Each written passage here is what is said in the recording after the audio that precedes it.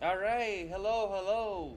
Welcome everyone, finally, to the return of the Tech live stream where we try to conquer Dark Souls 2 Deathless.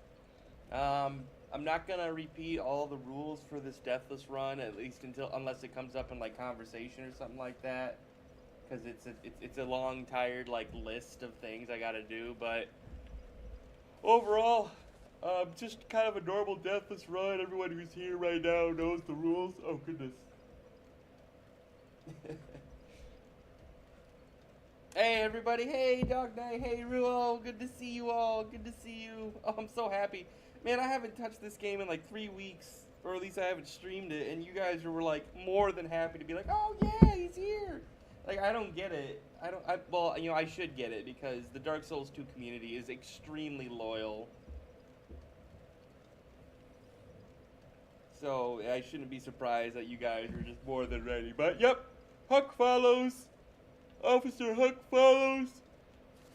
Came here looking for the infamous crack dealer Walter, and he's found himself in a world full of just danger and travesty and degeneracy, and Officer Huck follows here is just not having it. So he's gonna clean this two-horse town up. Starting with you!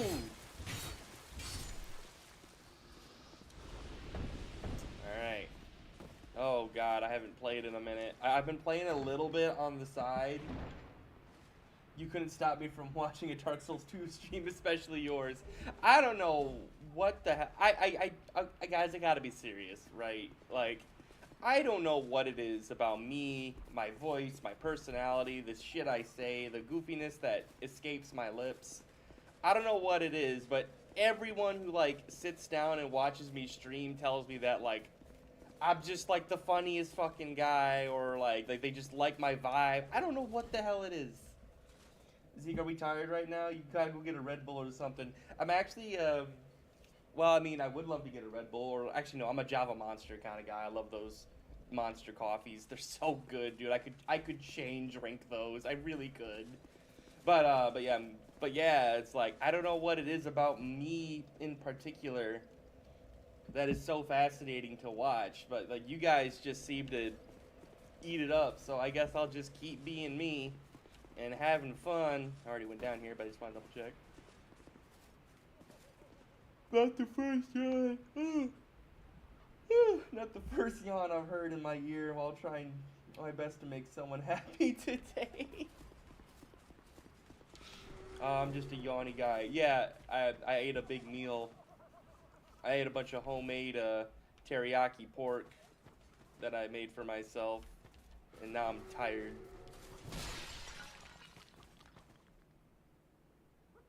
Pizza time! Pizza time! Let's go! It's the whole gang.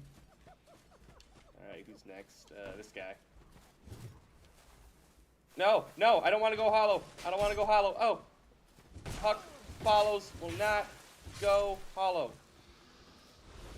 He'd rather die than go hollow. Alright, what do we got? Okay, I'm in a weird spot. Oh, goodness gracious me. Yeah, definitely a vibe thing. A good vibe makes fun to watch. Hey, I'm glad. I am glad that I make you guys' day a little better just with my presence. You know, when you grow up in the kind of lifestyle where it's like, man, if I'm not like being actively helpful, I think everyone hates me. And I think we've all felt like that before, right? Where you kind of if you're not an egotist, if you're not like one of those kind of people that just kind of thinks they're already God's gift to the world, or you just don't care, like you naturally have that whole feeling of, man, I really only want to be around people unless I'm like actively helping, because you don't want to feel like a burden.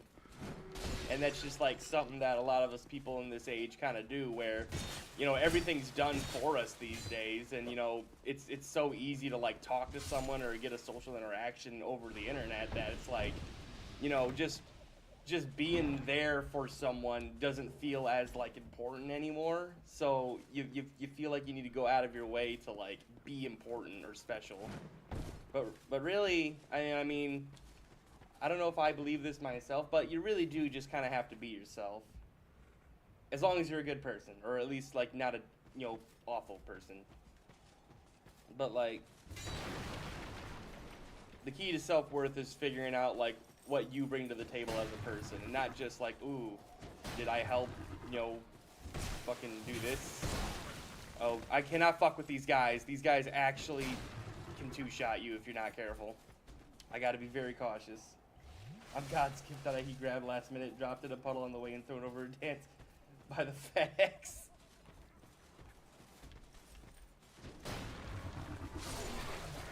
Yeah. I'm kind of on autopilot right now, honestly. I forget what Huck Follows main goal was. I know I have an Estus Flask shard on me, so that's good. Pop that when I get a chance. Oh, gotcha. I fucking love the battle axe. It's so good early game. It has excellent damage scaling.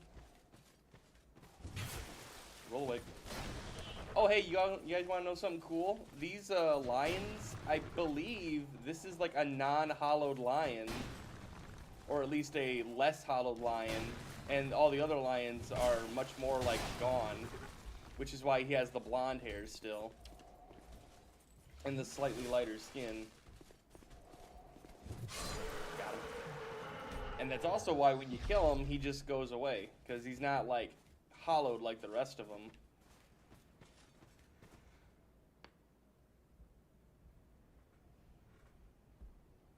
Today I'm a month clean of cigarettes and working out regularly. Oh, that's excellent, Ruo. Holy shit.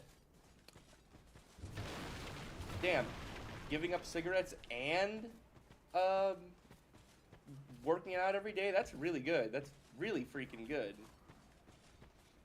One side of me, however, says that like that would seem easier because working out like gives you a natural is natural stress relief depending on the person. So I bet that working out like helps like deal with that whole like drill in the back of your skull that tells you, hey, I want you to smoke, smoke, smoke. Like I bet the working out, like the physical exertion kind of helps numb that. That's I'm the same way with all my vices and shit.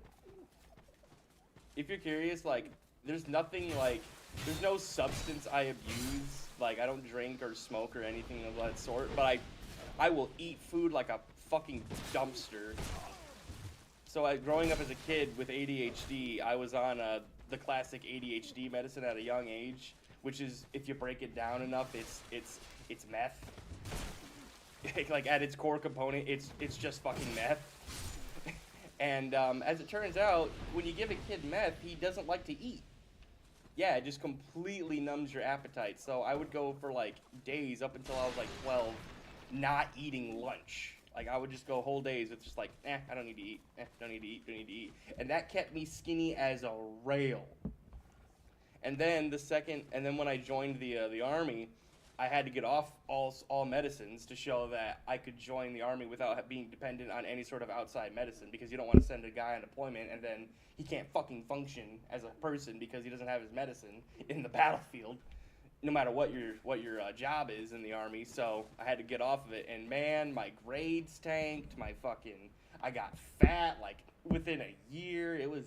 My emotions were all over the place. It sucked ass. It really sucked to get off of it, but I think in the end it was better. One, I don't have to deal with prescriptions anymore, because good lord, dude, the street value of ADHD medicine is so fucking high that every doctor, every pharmacist gives you like the 3rd degree if you try to get just basic ADHD medicine. You should have become a drummer, Zeke. Every drummer is a skinny metalhead.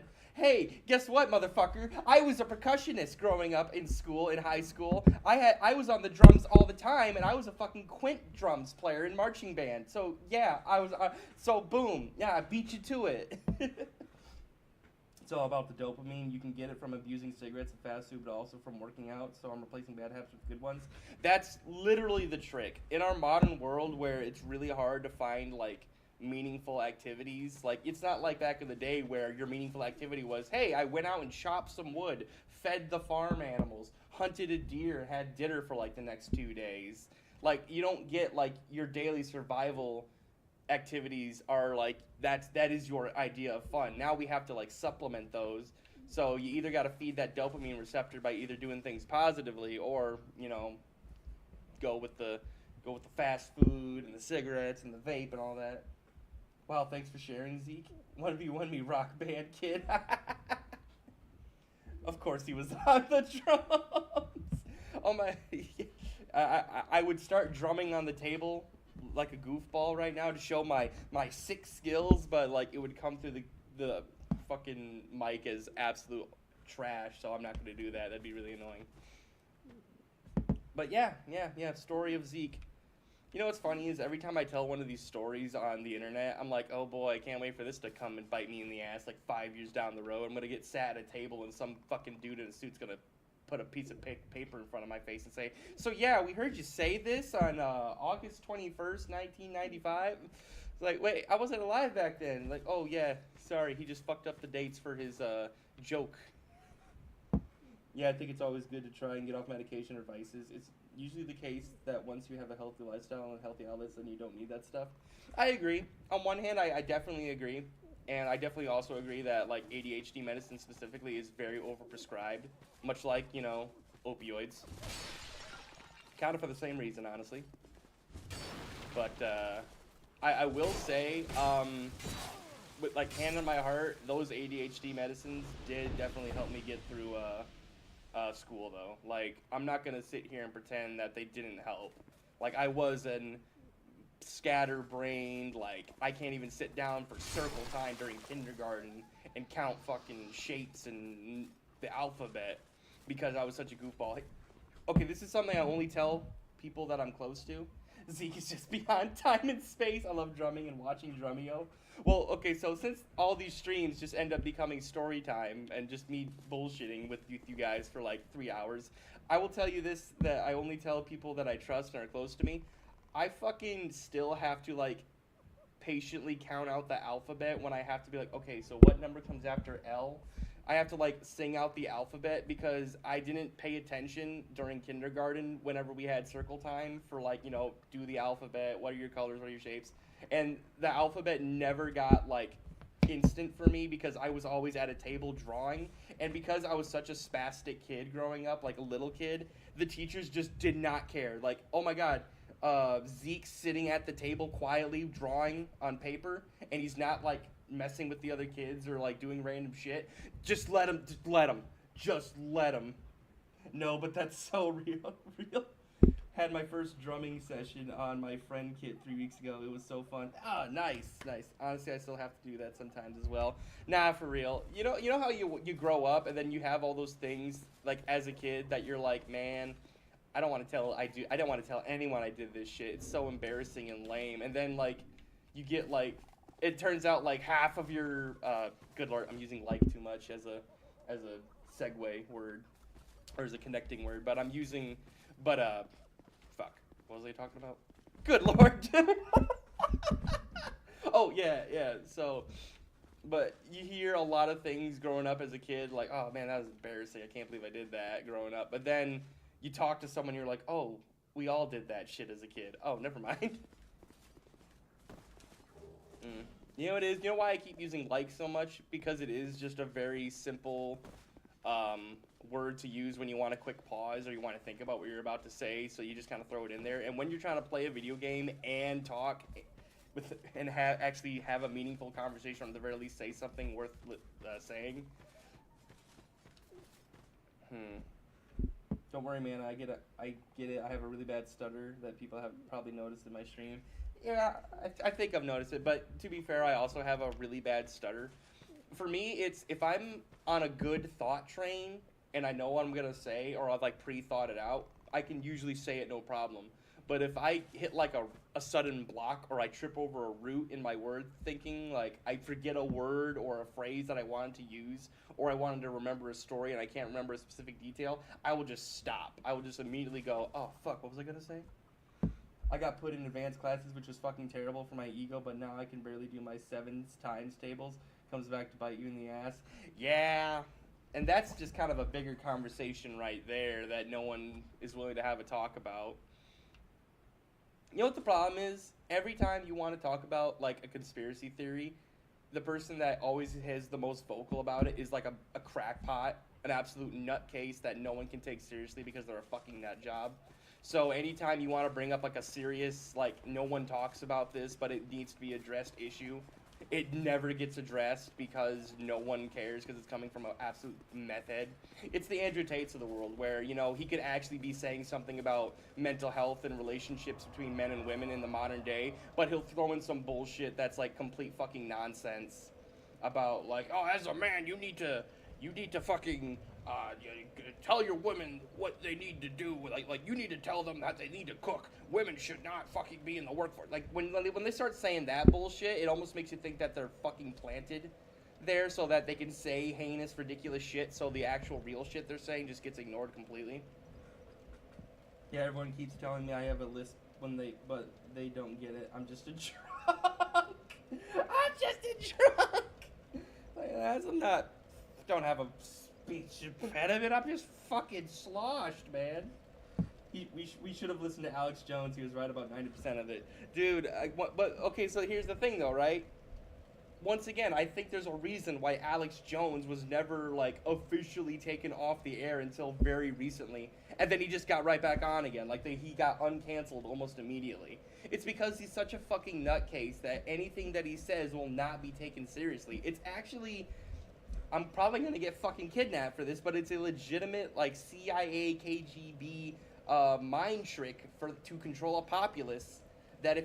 especially a first world populace that has access to like internet and shit, when like ease of access. I'm not saying like, oh, what, you don't think third worlds don't have internet? No, what I mean is like ease of access, like in America where we literally use it daily, like constantly. If you plant a fucking crackhead, a complete like lunatic with ideas, and 99% of what he says can be true, but if he sounds like a fucking maniac when he says it, it'll instantly make everything else he says completely discredited. As a man, I'm almost always the beginning of a cliche. As a man, well, when reality is as nuts as it is, everything actually, the truth sounds completely bonkers. Oh my god. Well, don't get me started on how every joke made 20 years before, 30 years before turns out to be not a joke, and it was actually even dumbing down the actual problem.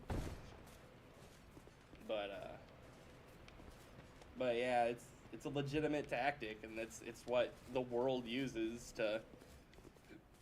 Every time you want to say, hey, this is kind of fucking stupid, and they're gonna cut you down.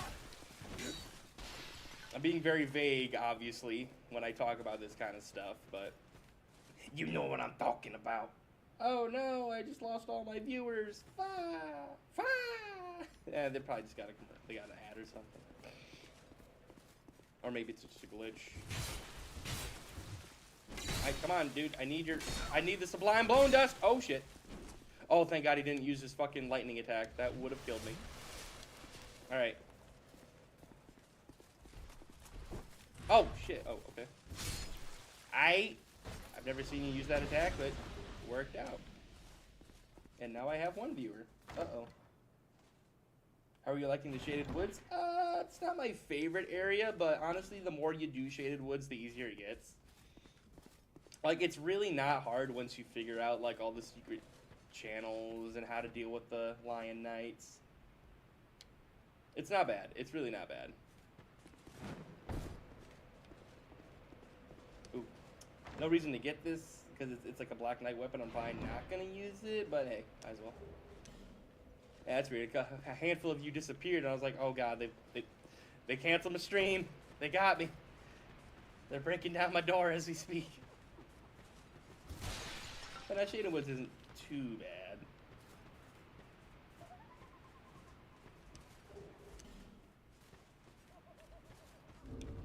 Alright, I do not have a fragrant branch of Yorin. As you all know, do you go for the headless optional boss? Do you go for the headless? I'm probably not gonna go for Vengarl right now. I don't think he's particularly hard, but I have to use so many fragrant branches of Yor just to get to him that I'm probably just gonna skip him. Shaded Woods is like a vacation compared to most other areas, honestly. It kind of is. Like, it can catch you off guard with some shit, like all the pitfalls and how much damage the Lion Knights, the Lion Warriors use. But it's not too bad. It's not bad.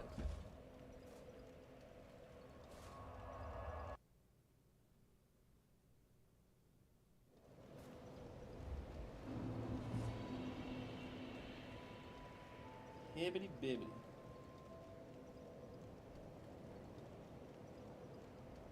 Yeah, I said it. I say hibbity bibbity. What does it mean? Absolutely nothing. But I say it when I'm like thinking.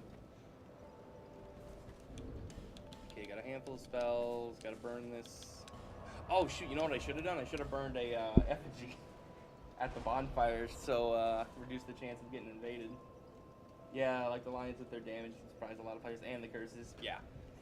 Any enemy that does high damage and is resistant to stagger, like has high poise, is like immediately a tough, like hard to deal with enemy. It's what makes the spear guys in the very beginning of the game like difficult, is because their shields basically cancel all poise, and their spears in the early game are fast and do a lot of poise damage. Uh-oh, your message was retracted. And for some reason my viewer count keeps dropping to 0. Like, what's going on?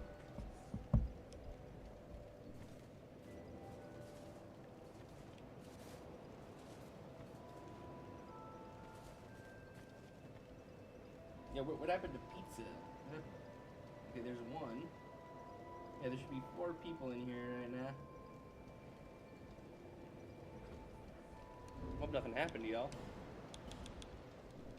Okay, talk to her. Here to see life. Yeah, the passive blocking. I know what you mean now by the passive blocking. That is really fucking stupid. I have attacked those guys from behind, like full swing from behind, and somehow the shield still blocks. Wow, that was retracted. Jeez, they really do control everything. Okay, good. Ruo's here and Agru's here. Okay. For some reason, my viewer count keeps saying that it's like, I keep dropping to like 1, and then it goes to 2, then 3, then it drops back to 1 for some reason. Like, if you guys are dropping out just to like leave for a second, that's cool and all, but like, I'm worried that like you're getting either booted or it's just not counting you. I'm just superstitious, that's all. I'm just like, what's going on here? What's the haps? Let's put an extra point in strength. It shouldn't be too bad. So, is that a bug? I think it's a bug.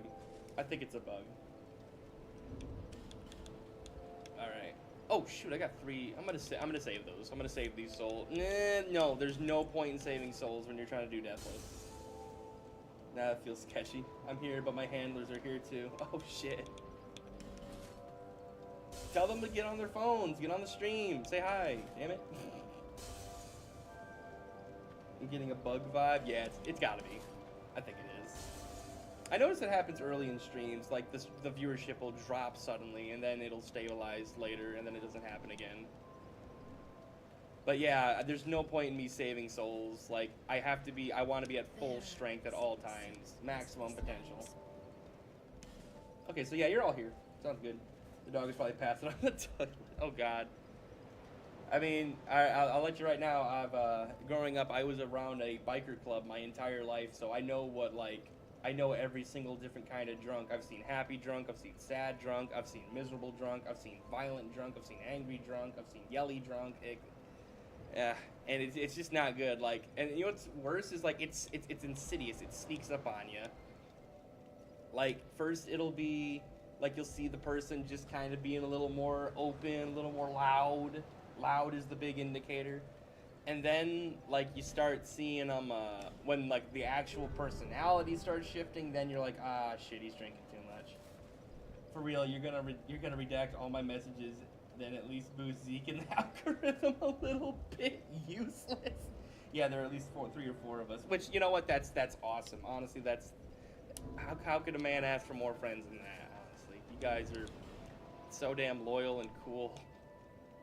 Oh, geez, I've been trying to say this for like the last half hour.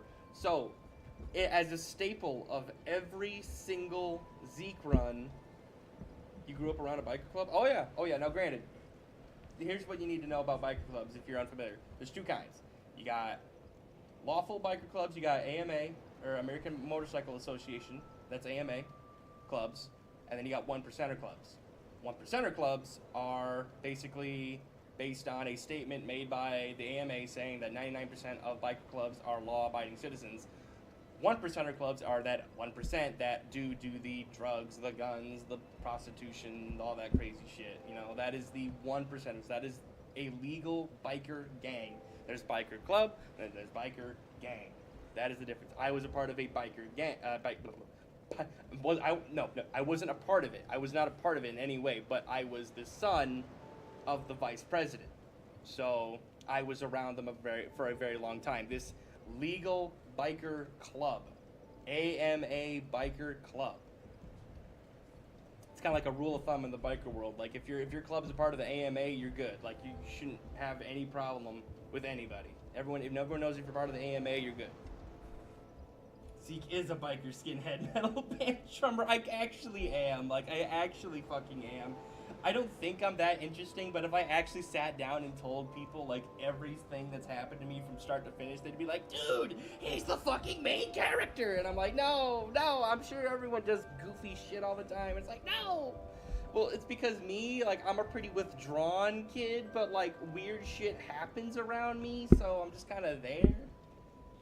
I'm like a proselytizing drunk. I'm usually very agreeable, but I'll start going on rants about game design and shit. You almost incriminate yourself with that slip up. Yeah, that's why I had to go hard, because so here's another thing that I'm gonna tell you that I probably shouldn't be allowed to tell you, but honestly it's like it should be common knowledge and it makes sense.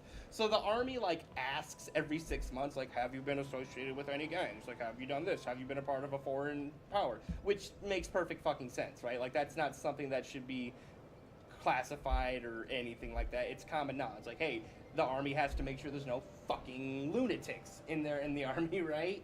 So every 6 months or so, I get asked that kind of question on like a little piece of paper, like, have you been affiliated with any gangs or anything? And I always tell them, like, no, of course not. Why the fuck would I do that?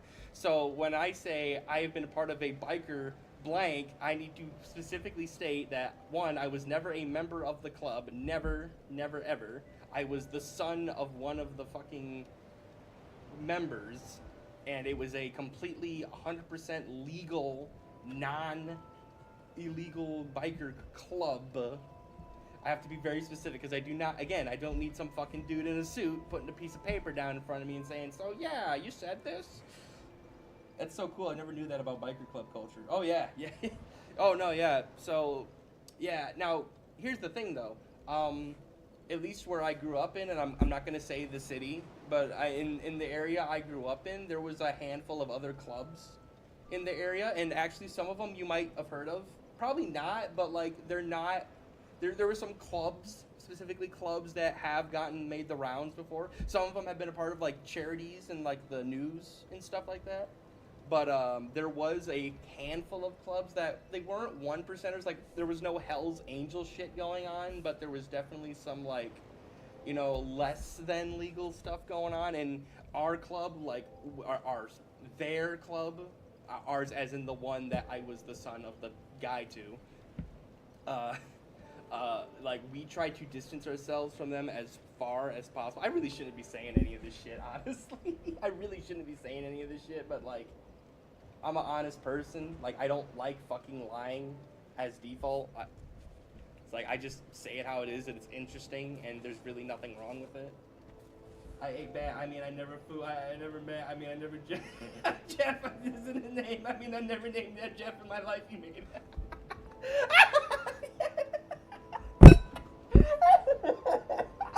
Yes. My first introduction to biker culture was Lost in the Damned. Literally, I was going to say, hey, if you've ever played Lost in the Damned from GTA 4, that's a 1%er club. That is 100%. You're Midwestern, though? Yes, I am extremely Midwestern. I'm assuming you could tell. I'm still cracking up over Agro's comment, dude.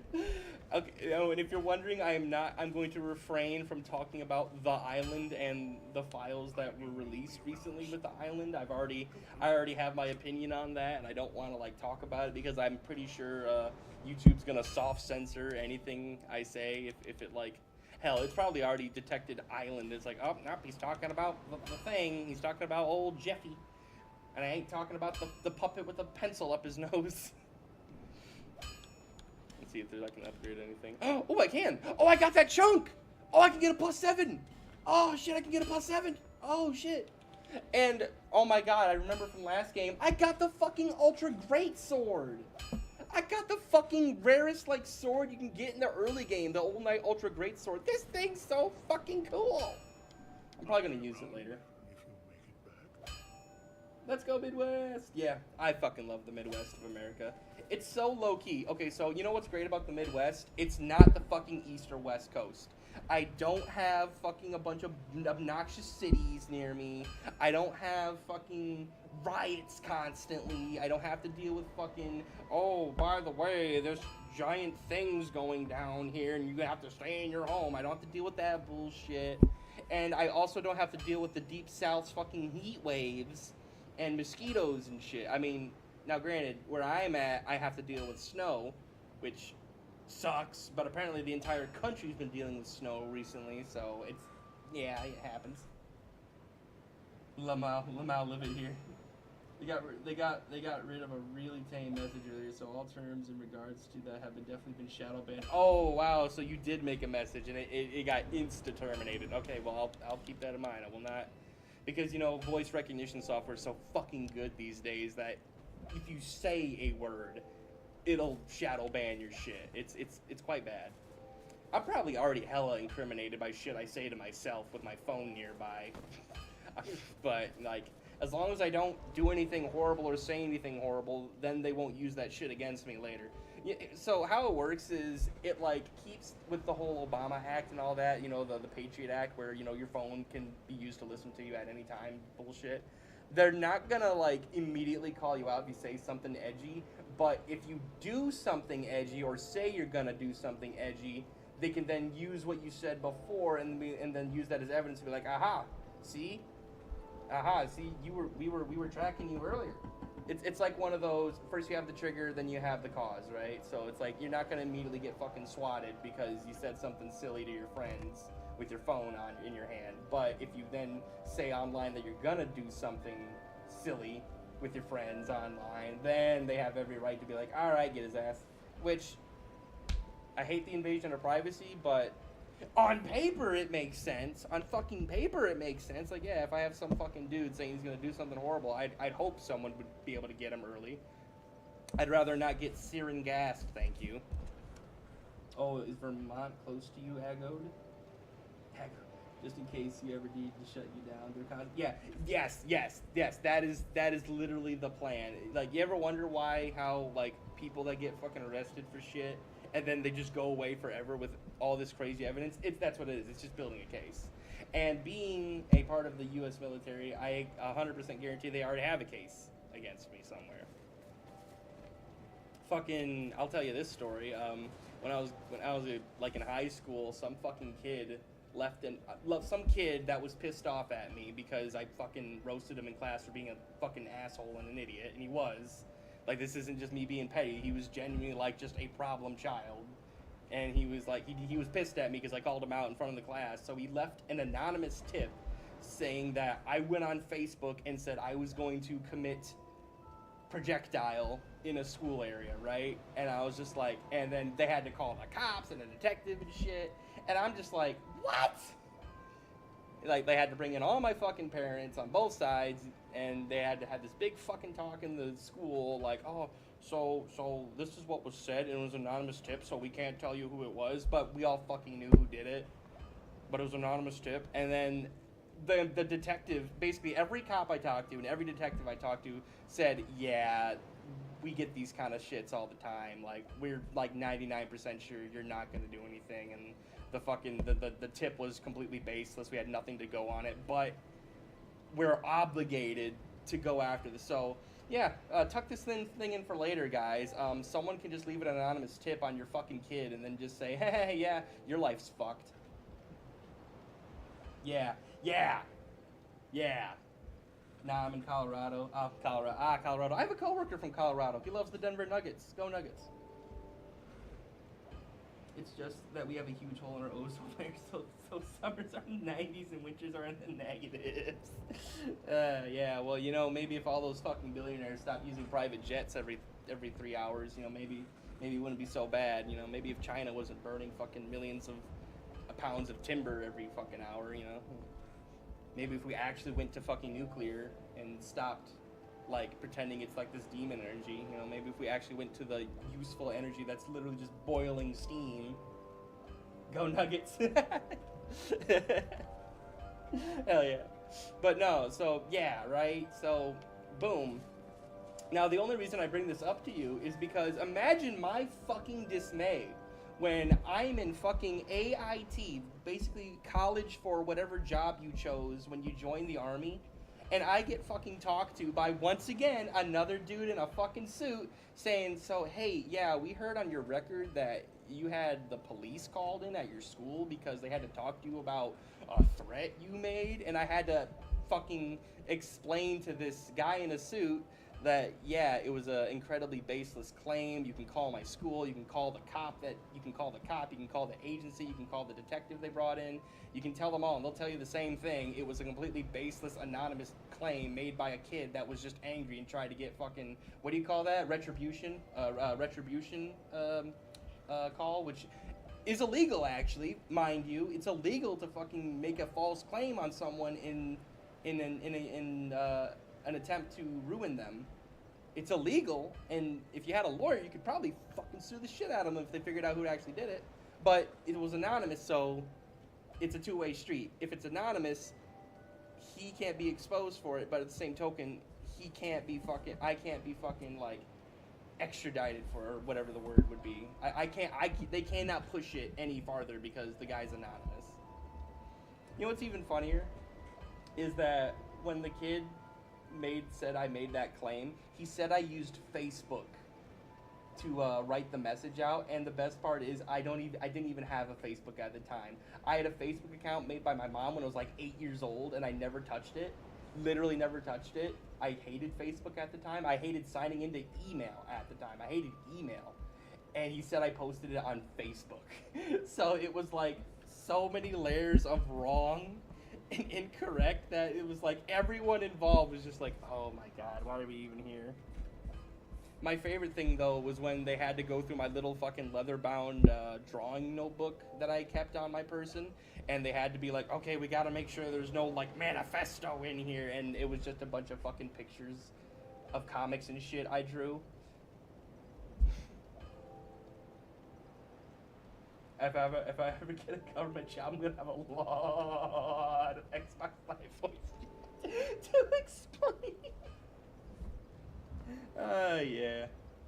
Well, here's the thing. Once again, I'll tell you right now, when I got into the army, I never had that level of shit written up on me. Like, at no point did someone say, hey, you posted this message on 2013. Like, I never had that. It was like that one incident, and I think that was only recorded because the police were involved.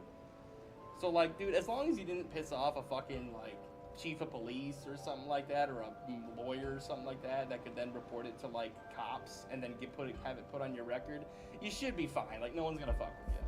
It literally, I'll tell you this, it literally has not come up in my life since. Even when I get the little piece of paper by the army that says, hey, you're not a part of any, like, gangs, are you? Or anything like that. Like, at no point has it come up since. It came up once, and I think the fucking detective either just was like, oh, okay, yeah, threw it in the trash, or just like said, yeah, yep, nothing.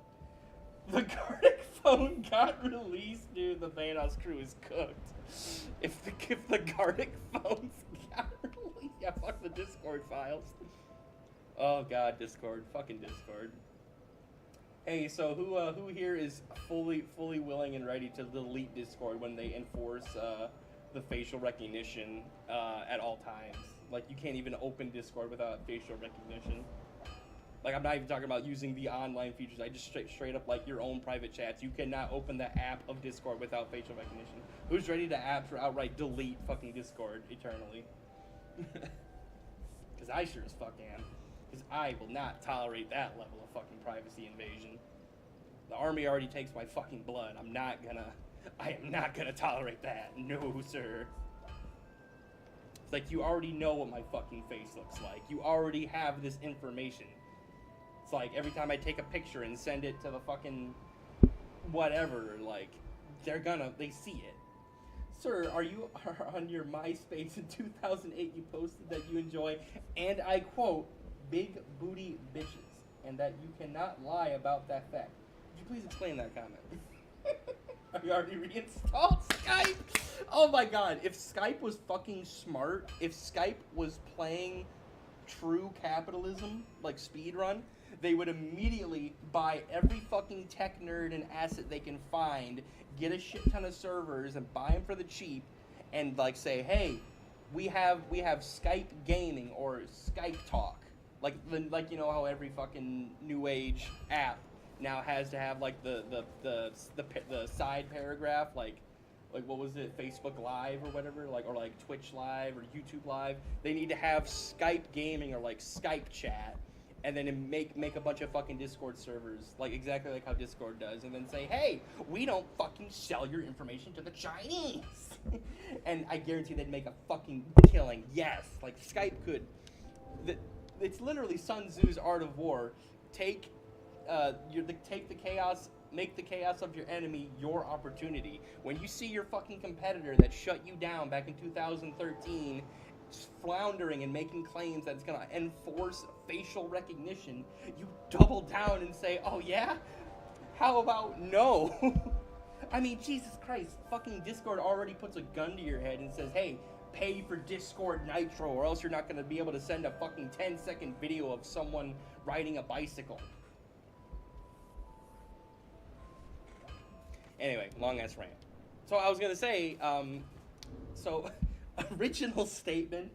We're no Xenotech run is complete without freeing my girl Ornifex. So we have to save Ornifex for the run to be valid. That's a big one. Yeah, I had to get that out there before I went on another fucking 10-hour rant. Shit. Alright, gonna have to. Alright, okay, so chat, is this real? Like, okay, what am I doing here? What the fuck am I doing? Okay, I got my armor.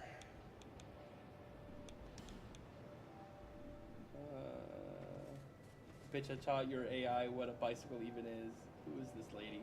Yeah, this is a hag Malencia. She's actually really sweet. She's really nice. She's a hollow that you run into near the beginning of the game, and if you talk to her long enough, she says, I'm gonna pack my things and head out to your place.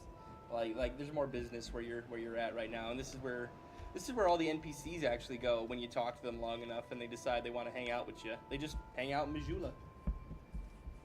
She's really nice, actually. She's kind of kooky, but like she tells you about what happened before you came here, the battles between the giants, and why everything kind of went to shit. And that all the people basically either died or left, but she just wanted to stick around. She's really cool, actually. She's one of the definitely coolest characters.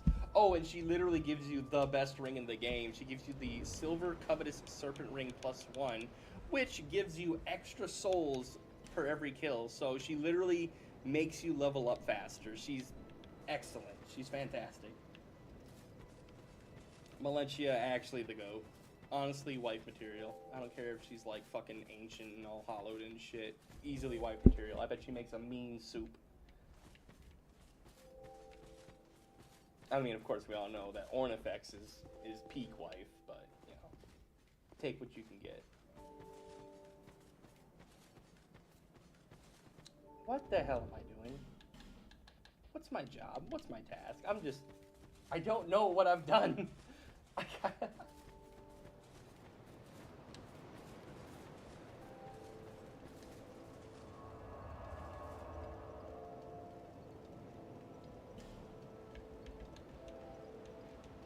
Oh, yep. Okay, so I went through No Man's Wharf, cleared that out. That was easy. I'm at the Lost Bastille. I think I still got to take on the fucking Sentinels, I think.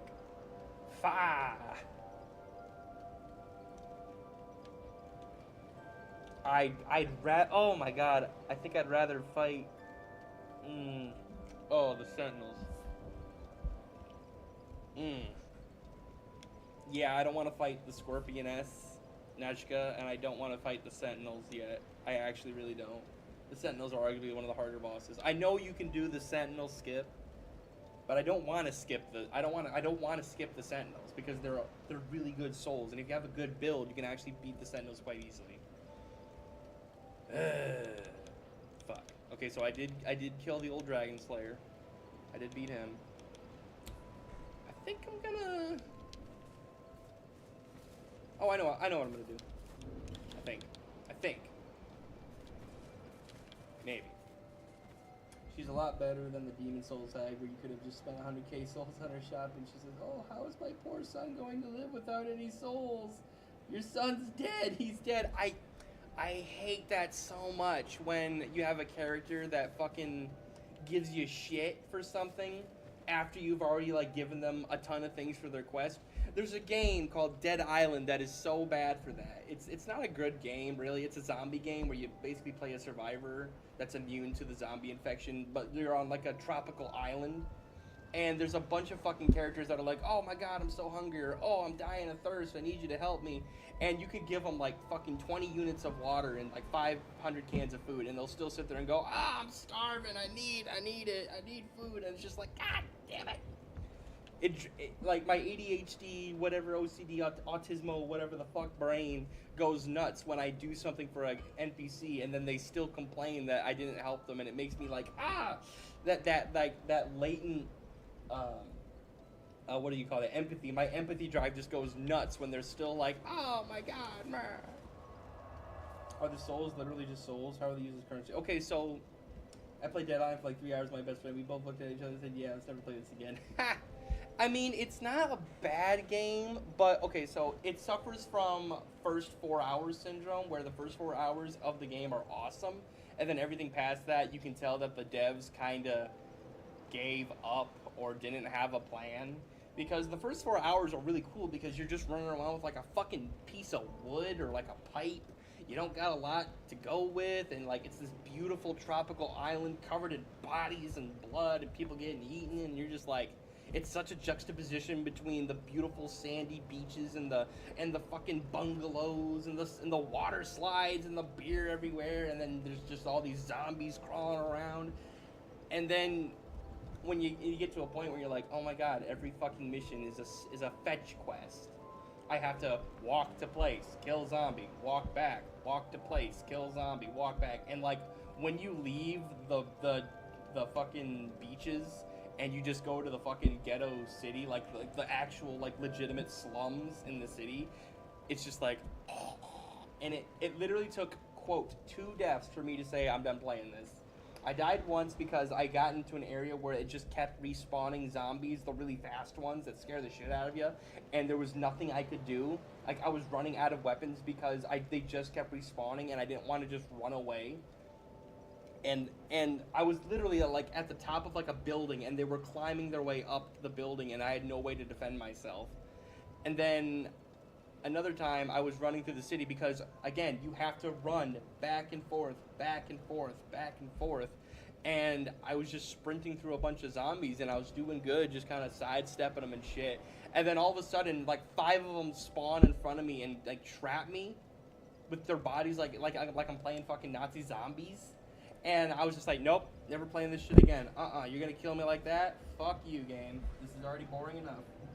Kind of pizza time. Each being has their humanity, which is their inherent being, and then souls, which is the power of their spirit. And then you can kill things and take their souls, which will make you stronger. People accept them as money because coins are worthless, and the kingdom has been destroyed for centuries, kind of like Caps and Fallout. Yeah, it's a lot like that. So there's no actual explanation for what souls is. I don't think any Souls game describes how like souls work for currency. Like, so you use souls to level up your character, i.e. become stronger. So I would say that you could think of the souls as like the life energy or the spirit, like the willpower of every living being. And the stronger they are, the more souls they have when you kill them. And then when you take those souls and you level up, and you exchange your souls for those level ups, you can get stronger. So think of it as like it makes your willpower and strength stronger. It's kind of like every living creature in the world is more like a ghost than an actual living creature, because you can't really die in this world. You just kind of, you either give up or you keep going, and then you get rebirthed at these bonfires, which kind of act like beacons for your soul to return to if you die. So it's kind of more like, if you ever watched, if you ever know anything about Street Fighter, Master Bison, the fucking final boss of Street Fighter, he had this thing where his soul was so fucking powerful that even if he died, he could just put his soul into another empty body and just come back to life with all of his memories and everything. And that's literally how he keeps coming back. His soul is just so fucking jacked. And that's kind of what it is. Every living being has a soul that, as long as it can find its way back home to these bonfires, they can rebirth their physical form and, like, come back to life and keep going. But the problem is, when you're a creature that can literally live forever, time means nothing to you. So time is literally, like, unlinear, non-linear to you. So, like, what would feel like centuries could have been, like, only 5 hours, or what could have been a couple days to you felt like eternity. Or like what to you felt like 5 days was in reality like a century. So, like, however long you stay in an area, like, you lose your mind. Over time, you go fucking crazy. Dead Island sounds a lot like Dying Light. Hey, guess what? Made by the same fucking people, Techland. Made by the same fucking people. In fact, many people say Dying Light is literally just Dead Island, but not shitty. Dying Light is literally a zombie Dead Island if it was good. As highly praised as it was so mid. Yeah. Well, here's the thing. People were used to Dead Island, right? People were used to Dead Island being like, man, there's a lot of potential in this game, but it's just not a good game. The gameplay isn't that fun, and it's very clunky. So then when Dying Light came out, and it had, like, good mobility, and the fucking the parkour was really clean, and the day and night system was really smooth and entertaining, and the character was actually likable, all of a sudden Dying Light is like, oh my god, compared to Dead Island, this is the best fucking game ever made. And all of a sudden we now have 8 viewers. Hello, 8 viewers. We're just talking about other video games while we not play this one. Sorry about that. I just love going on these long talks about things I enjoy. Like, for example, the king of his land, even though he hollowed recently, his soul is still enormous, even though it used to be the same size. People were hyped for Dead Island because of the trailer, and then came out yeah. I'll be real, the fucking intro to Dead Island is awesome, and I will, like, replay it just so I can hear the intro. The song's really good vibe, really fucking badass, kind of zombie-killing rap kind of deal affair. It's really fucking cool. And then, like I said, first 4 hour syndrome. The first 4 hours of Dead Island are awesome because you're scared. You're holding on to your fucking. You found a butcher's knife, right? And it's like, it's so much better than all the pieces of wood you've been collecting, the paddles you've been using as weapons. You find a good knife, right? And you're like, oh my god, this fucking knife is badass. This thing actually, like, cuts heads off and breaks limbs and shit. This thing's cool. And then, like, 10 minutes later, you level up, and then you find another knife that's even better than the one you just found. So, wow, this is an even better knife. So you take it to the workbench, you fix it up, you give it a weapon mod so it, like, shoots fire, and then you go another 10 minutes, you level up again, and oh, look, I just found, like, 2 more really good knives or a really good baseball bat. And then you get to the point where it's like, oh man, I can't even get attached to my cool weapons because they become obsolete within, like, 30 minutes. The way I was playing is there's a character that you can play that was an ex-quarterback, so he's really good at throwing weapons, and he has a chance to recover them when he throws them. But here's what's fucked up. If you throw a blunt weapon at a zombie in this jank-ass game, there's a chance that weapon goes somewhere where you literally can't get it back. So you could have, like, your awesome, badass, leveled-up hammer, right? And then you're walking down the road, and all of a sudden you hear screaming, and a fucking zombie the size of a bus sprints at you, right? And your first instinct is, fuck, throw the weapon, right? So you throw the weapon, boom, you brain the dude, he's dead, one shot, fuck yeah. Where's my hammer?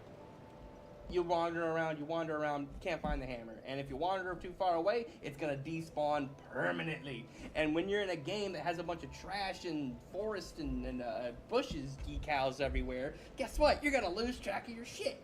I actually got into a situation where I threw a bunch of fucking my good weapons at a group of zombies attacking a guy behind a fence. Half of my weapons got stuck behind the fence, and I just had to walk away. There was no way to get to the fence to get my weapons back. So I was just fucked. I lost like half my inventory.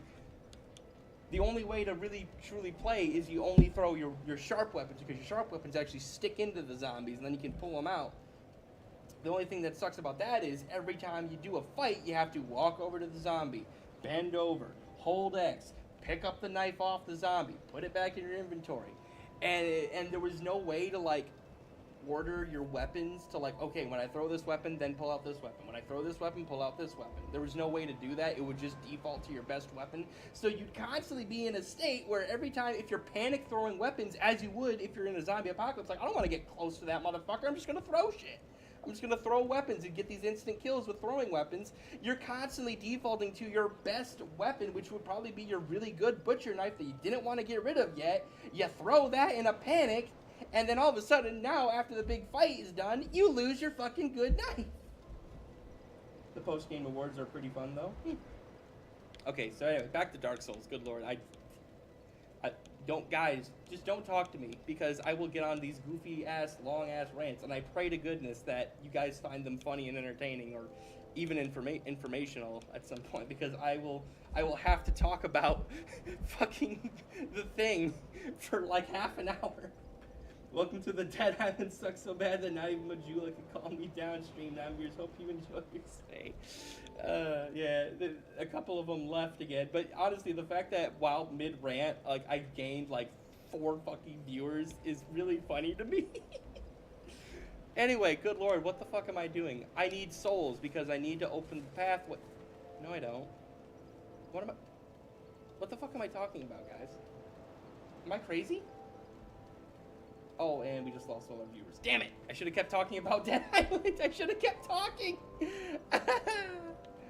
Oh god, what am I doing? What am I fucking doing? Where's Huntsman's Cops? Oh, I gotta go to Huntsman's Cops. Fuck. Fuck! Anyway, I hope I entertained you with that long-ass rant about the problems of Dead Island. Anyway. Oh, anyway. Yes. I think I need 2,000 souls. It's either 1,000 or 2,000. Yeah, whatever, you're a traitor, you're new path. Damn it! No need for miracles. No, I just don't have enough souls, honey. But yeah, so souls in this game kind of... Again, it's a Japanese game, so they don't actually have to explain anything. But, souls, you can... In a way, souls... Basically, when the soul goes into your soul pockets, your soul purse, you can actually trade that power to the NPCs as currency. So, like, you talk to the blacksmith, like, hey, can you make my axe better? And he's like, oh, you got the souls and you got the materials to make your axe better? All right, cool, let's make it better. So it acts as both your, like, additional life force energy / experience, and it also acts as your currency. Because in this world where literally how strong your soul is exactly equivalent to how long you're going to live, like how much longer you're gonna last. You're gonna fucking want strong soul.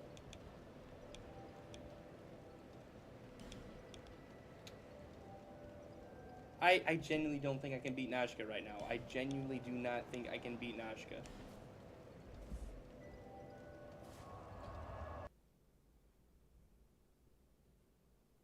And hey, look at that, we're back at 7 viewers. Let's go. Okay, so we're probably gonna... Oh, and for those of you who have not joined the talk, in this stream, long story short, I am not allowed to use any bullshit weapons for this run, so you're not going to see the lightning rapier, you're not going to see ice rapier, you may or may not see the craftsman hammer. You might see the craftsman hammer, but actually, I think I used it in a previous run, and that's another thing. If I use a weapon... Oh yeah, I start every run as a deprived, so every piece of equipment I find, or I get, has to be found first. Like, I cannot start with anything. No classes. I have to start as a deprived. And another thing is... Actually, I could just warp back now. What was another thing? Since I start as deprived, when I make a new build, I have to pick a different build every time. Like, I'm probably not going to attempt magic, but it has to be a different weapon every time, basically. So, I already did one with the Fuck, what was my first weapon? Chat, what was my first weapon with Richard? What was Richard's weapon of choice? Was it the mace? Was it the Morning Star? Was it the longsword? No, it was the bastard sword. My first, like, actual build with my first character was the bastard sword, so I cannot use the bastard sword anymore. That weapon is dead. So really what this is can I beat Dark Souls 2 Deathless before I run out of fucking weapon builds I can do? We're gonna run out of weapons. Nah, we're fine. So far you've done Last Giant, Pursuer, Dark Commander, Ornstein, Flexile. Yep, Flexile. Yeah, I just kind of brain dead coasted through. I think I played a little bit offline. It was either offline or I played like when I had a low viewer count and I wasn't really talking much. But I beat Flexile, just got him out of the way. I just kind of coasted through fucking the wharf. I didn't fall. As you can see. But yeah, so right now we're kind of doing an Armored Knight axe build. I really find my favorite, most underrated combo is shield, a small shield, and axe. I think that's just a really cool aesthetic for a knight. Because, you know, you always see the long sword or the spear, you know, on horseback, shit like that. But you never see the axe knight. And the axe knight is just so fucking, such a unit, right? Such a Chad move. Like, it's like, yes, yeah, the graceful long sword, the elegant spear. Now I'm just gonna fucking chop you down, bitch. I'm just gonna, you're getting fucking. Also, I think Dog Knight passed the fuck out. He was chatting and then disappeared. Yeah, I think he did. Which, honestly, oh, that's where this giant stupid fucking rant came from.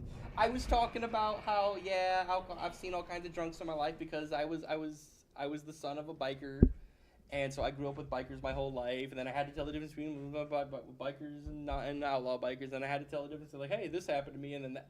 Oh my god, I just remembered where this fucking stupid conversation started. It was about fucking Dog Knight.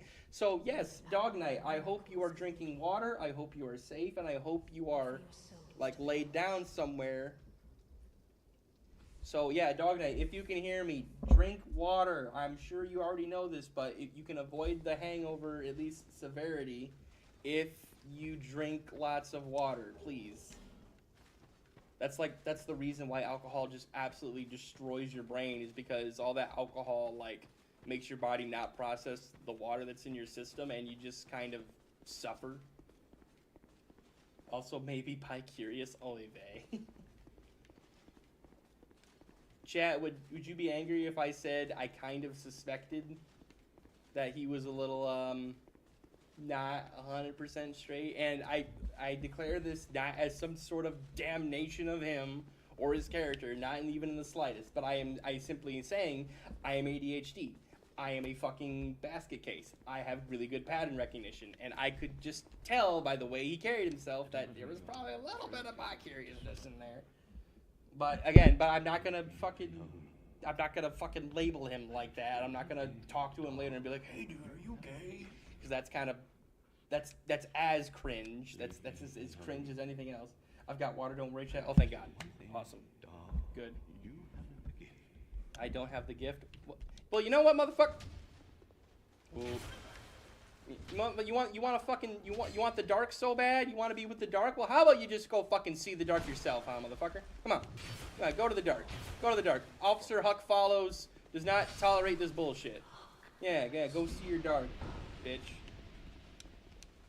Like, oh, the dark, you don't have the gift. Like, yeah, because I'm not a fucking psychopath. Like, if you talk to the dude, he talks about how he never fit in with his other wizards because he wanted a darker, more powerful magic. And I'm just like, I'm not vibing with that.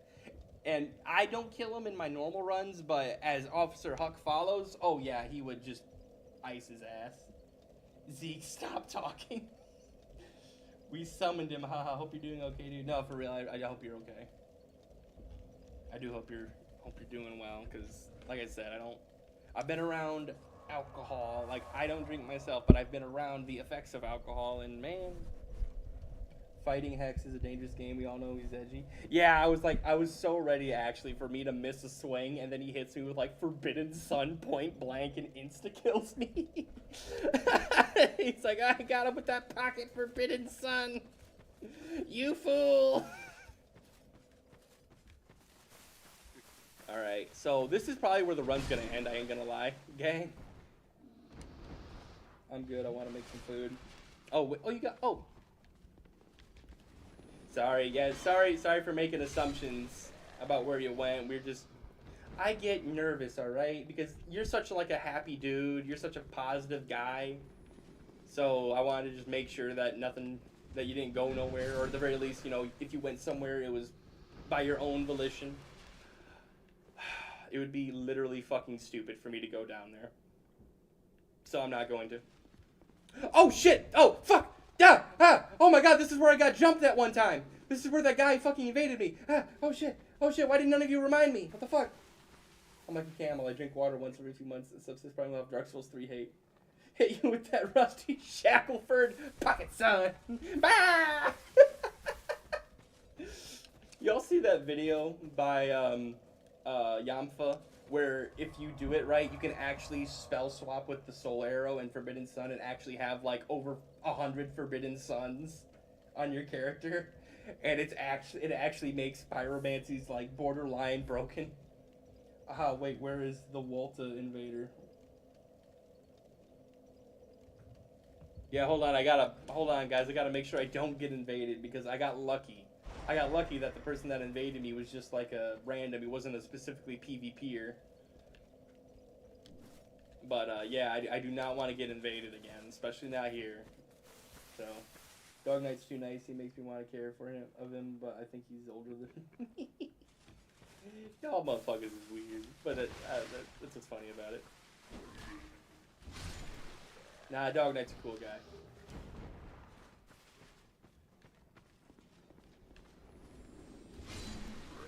I mean, nah, I'm not gonna say that. That's annoying. Stop at me. You ever think about saying something that you think is funny, then you think about it again, and you're like, man, that's kind of fucked up. Don't say that. That's bullshit. Like, you're pushing it, bud. I do that a lot. I have no fucking filter. I have said some heinous things, not even thinking that it was bad. Like, in my brain, it just did not click that it was not something that I should have said. You ever have those moments? Hey! Fuck off. Jackass. You trying to mug me? You trying to mug me? I don't think there's anything worth getting down there, so I'm just gonna ignore it. Hey. Let some light in here, damn it. Oh yeah, by the way, for all you Dark Souls 2 newbies, you can break these windows and it lets light in so you can fucking see. And guess what? It's a mechanic never used again.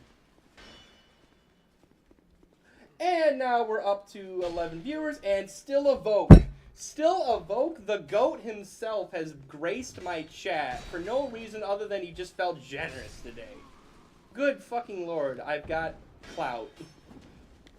So hey, still Evoke, welcome to the stream, dude. Fuck yeah, good to see ya.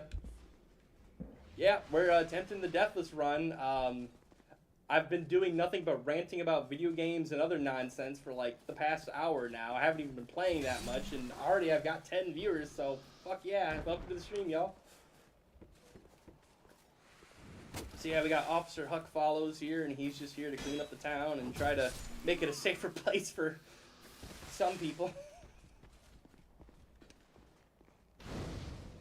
I had that about every 3 seconds in high school. I was always worried about offending people, and I could never say anything, and now I'm the opposite. I don't give a shit anymore.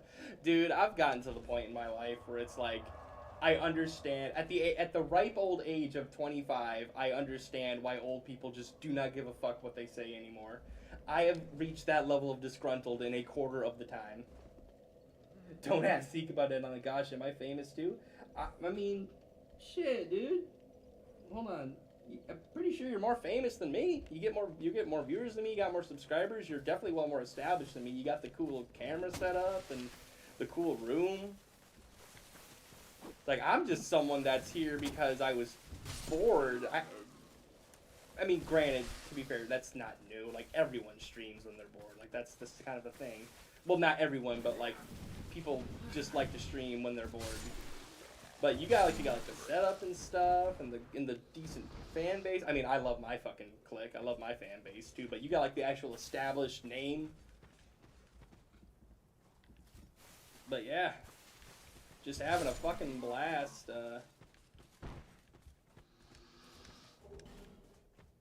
Enjoying some Dark Souls too. Not as good as Dark Souls though. Did you cook for Miss Evoke? Hell yeah. Oh, dude. I'll just say this right now. The whole gender thing of, oh, the wife should be the one that cooks. That's garbage. I think everyone should be able to cook for themselves, but like, if you're in a relationship, I think you both should be cooking for each other. I think it should be a mutual thing. Like, hey, you want to cook today or should I cook? I think in a relationship, a good healthy relationship, all menial tasks should be like shared. Like, no one person should be forced to do one thing. And the only time I think it should be allowed is if that person like specifically says, no, I want to do this. I like doing this for this family. I will fill this role. And if you guys can come to oh, you motherfucker. This guy probably is going to kill me. Well, I'm talking about relationships that I've never had. But no, I really think that in a healthy relationship, like, if you both can come to a good agreement and compromise with each other about your, like, day-to-day life and tasks, then I think that is just the recipe to a good relationship. I really should parry this guy, but he probably does so much fucking damage that it's a little risky. Hey, who wants me to parry this motherfucker? Who thinks I can do it?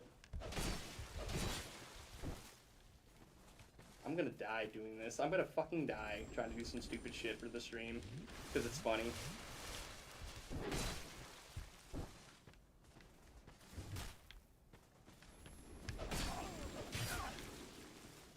I'm gonna get it. I don't fucking care anymore. I'm gonna fucking get this parry.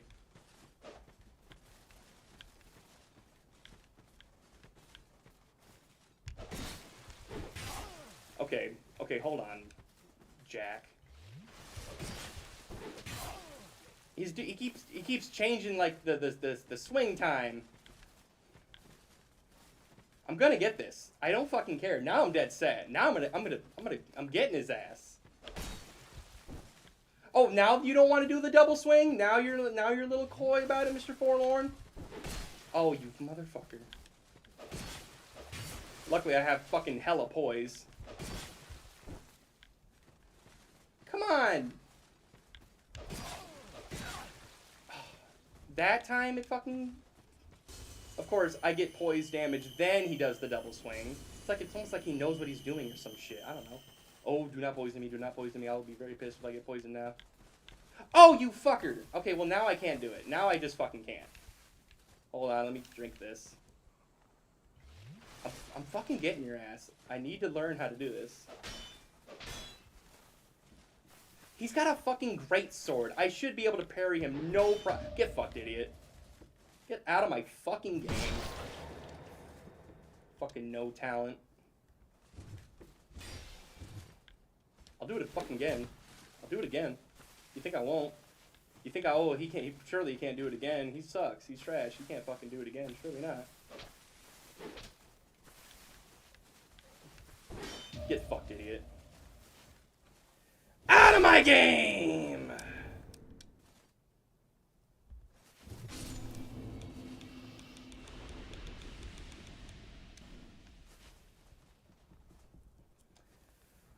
He was reaching, guys. Come on. Come on. You can back me up on this. I have witnesses. This is the greatest battle in anime history. Collab hot tubs. Okay, so now I can actually read the comments. I think you get more viewers when you stand around talking, and then when everyone leaves, when you start playing the game again, you should just stop playing Souls and become a hot tub streamer at this stage. Collab hot tub stream. Dude, if the logistics of it, of actually trying to find where you live and fucking like getting that together at an IRL meetup, like, wouldn't it be borderline impossible, and I had the schedule for it, like, that would be really fucking funny.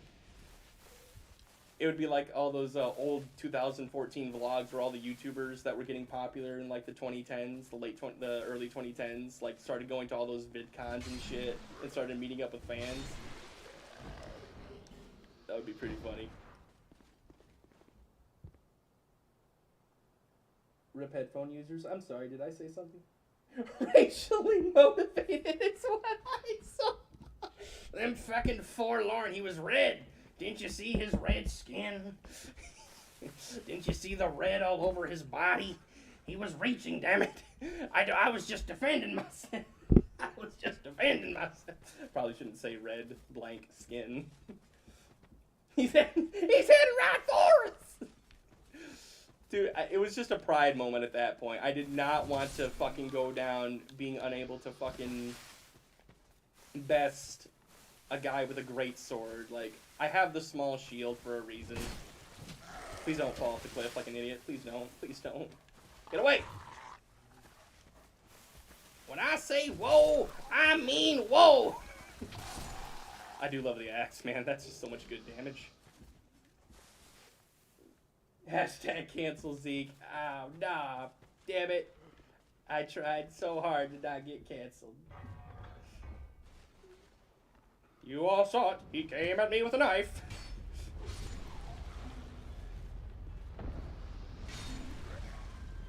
I thought we were past this as a country. This is why we have the Washington Commanders now.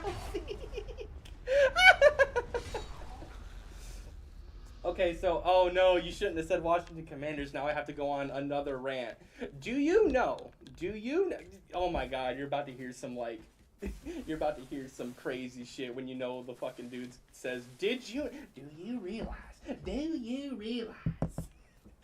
So, long story short, the individual, the man who was the original, like, face for the Washington Commanders, that was a real person. That was a real chief called Chief Two Guns.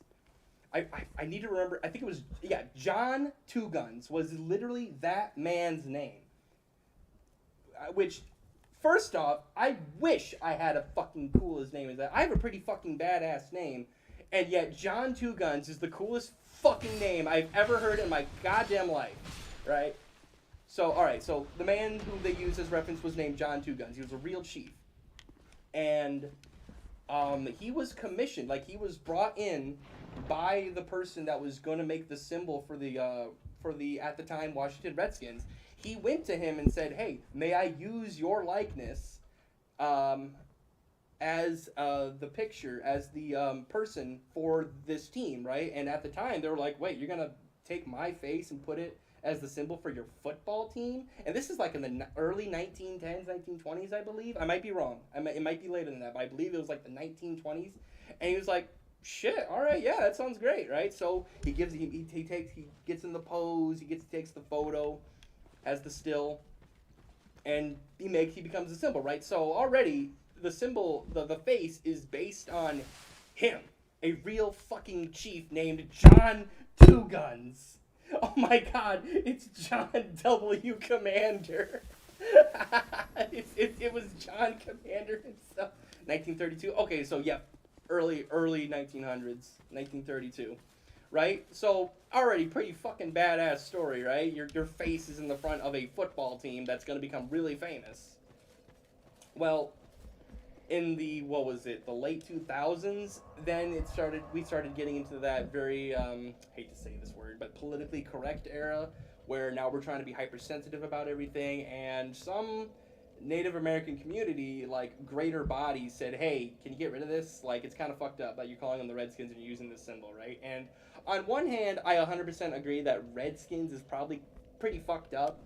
Like, just being identified by your flesh color is kind of whack, especially considering that the term Redskin was definitely used as a derogatory.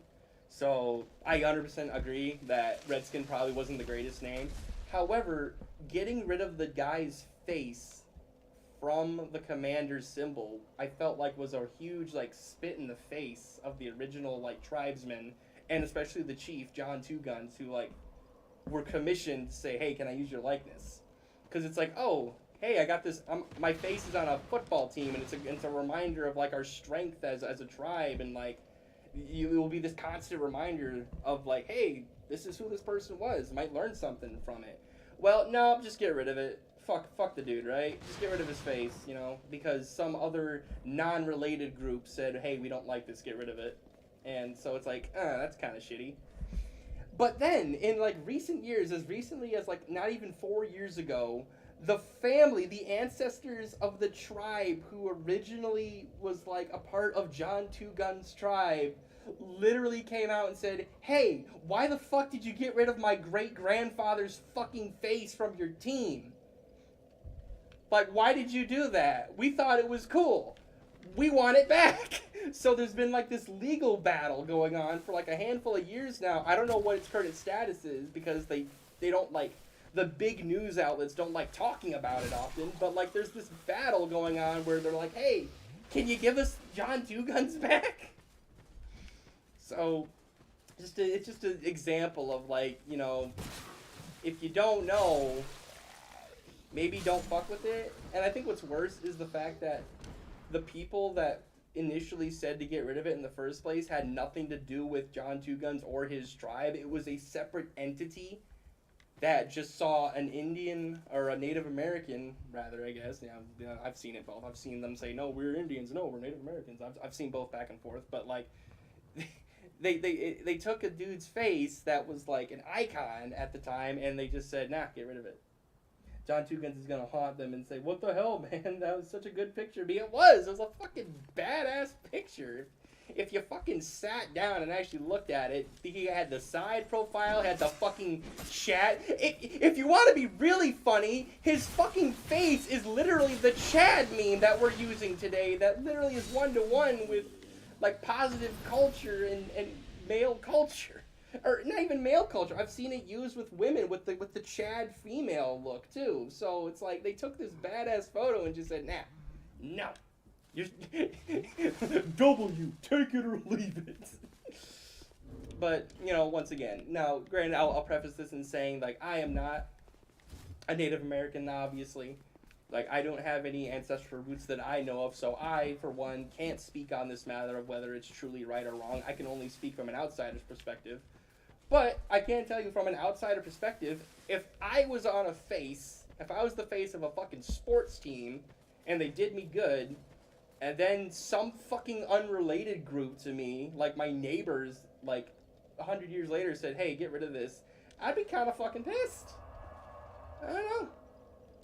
But that's why I preface it by saying, like, his actual fucking family came out and said, yeah, we don't agree with the removal of him.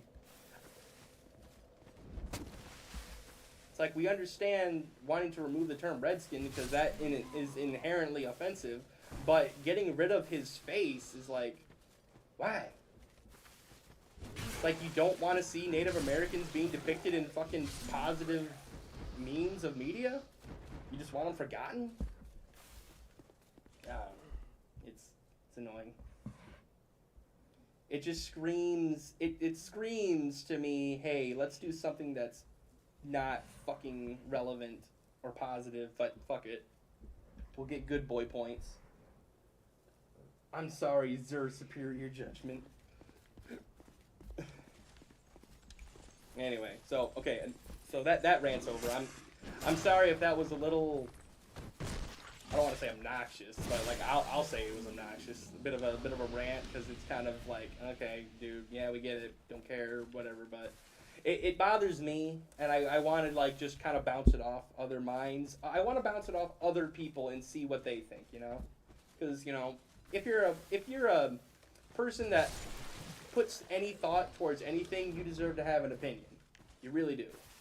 If you genuinely want to have your opinion heard, no matter how you got it, if it's a genuine thought, you should be able to express it, or at the very least, voice it. Wow, it's deleting a lot of my messages. They do have Nightbot on. I don't think. I'm pretty sure I turned censorship off actually. So I think YouTube's just doing it automatically. You might be fucking blacklisted, bro. Like, if you say enough heinous shit on YouTube, you'll just... I actually had this happen to me, legit. Like, I had a whole year. The Commanders is a really fucking lame name, though. I agree! Well, I mean, Commanders isn't bad. And surely they could have came up with something better than the fucking Commanders, right? Like, okay, so you have the Chiefs, right? Why wasn't the Chiefs removed? Like, oh, that's a term only described Native Americans, Chiefs. Oh, that's a stereotype. Like, but it's a legit term, and it's to describe a man in charge, a chief. Anything triggers that, dude? Was it fat? I literally have no idea what I could have said. Was it fat? What was fat?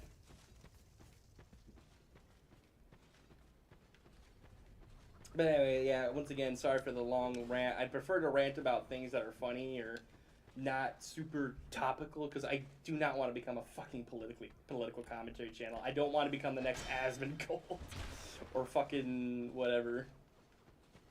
Alright. That's not my goal here. I easily could. I have enough opinions up in my brain that I could definitely fill a whole ass YouTube channel and then some, but at the same token, I don't want to fall into that pitfall.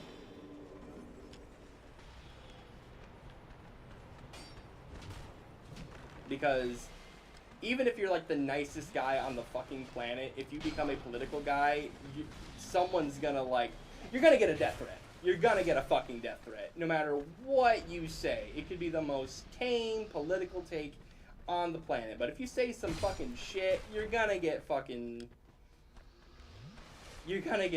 railed. Someone send you it. I'm gonna die.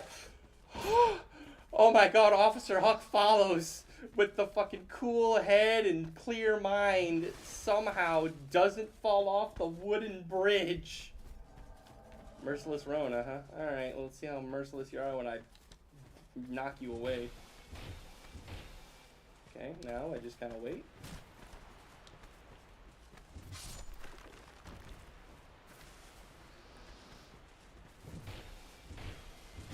Sorry, Rona, but we're not fucking around today. I think it's okay to talk about whatever on occasion, but I don't like people obsessing over it. No, and I agree. I know when I start talking about something, I can get way overboard on the obsession. Oh, hey! Shit.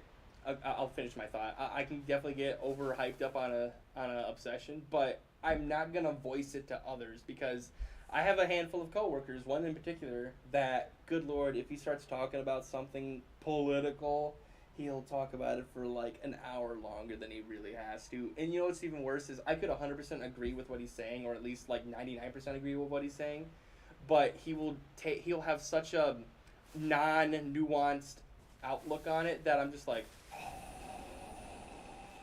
you know what I mean? It's like, God dang it, I have the same opinion as you, but I really don't like how you're depicting it, or I really don't like how you're stating it. So anyway, I just picked up the Flamberg, which is a weapon I didn't even realize was there until like my second most recent playthrough of this fucking game. I thought you could only get the Flamberg, it's the undulating bleed sword, by the way, the other undulating bleed sword, great sword. Wait, is that the fuck-ass skeleton that my friends send me all the time? No, the fuck-ass skeleton is actually the one from Skyrim, believe it or not. In Skyrim, if you run into a skeleton, they have the same animations as Draugr, and all skeletons and undead enemies have this animation where they take their shield and sword and they bash it while opening their mouth and going like, ah. It's more like a bone rattly sound. But yes, that is the fuck-ass skeleton. It's from Skyrim. I obsessed over Apocalypse for a few years as a teenager, and then I stopped caring. I mean, well, okay, I'll be real, like, I'll just say this real quick, like, politics are pretty fucky at the moment, like, you don't know who the fuck to trust, and basically, today's politics is, you thought it was bad, and you thought it was, you think that was bad, well, guess what now, motherfucker? So it's like, oh, you thought it was bad? No, it's actually 10 times worse than what you thought. But, you know, oh man, I kind of want to use the Flamberg, but like I don't want to waste a weapon slot. Like I like if I die, I want to use the Flamberg later. I want to be able to use it later. So, oh goodness, excuse me. So I'll just hang on to it for now. Axe build, right? This is an axe build. I still can't believe I got the fucking Old Knight Ultra Great Sword, which, by the way, is one of the best great swords in the fucking game. It has the best two-handed great sword poise damage in the game. It has this awesome stab move that is basically anti-everything. It's got absurd range, and its only downside is that it's kind of brittle and it breaks easy, but that can be fixed in a multitude of ways. Anyway. Fuck the wizard. Oh, oh god, I hate this, I hate this, I hate this, I hate this, I hate this, I hate this, I hate this, I hate this, I hate this. Nah. Oh yeah, by the way, can't use summons. I've mulled it over and I'm like, I can't use summons either because that's basically a free win. If you play your cards right, the summons can actually win the game for you, and there's no point in playing it if like the summons can do all the work. So now, I bet you're thinking, man, why are you going to this optional area? This is dangerous, right? Yes, very dangerous. However, there's a mage. Oh no, there's a fucking what's it called Estus Flash shard in here, and I want to have as much Estus as possible when going up against some of these bosses. Alright, I gotta go get that motherfucker. No! Okay, so now, instead of walking to the edge and grabbing the thing like a greedy gut, I'm just gonna walk back outside and try to kill all the skeletons. I think I have succeeded. Man, it's just not, it's not just reading my messages, it's timing me out too, because you didn't see me free message between was it fat and I accessed on the politics. Nope, didn't see a goddamn thing.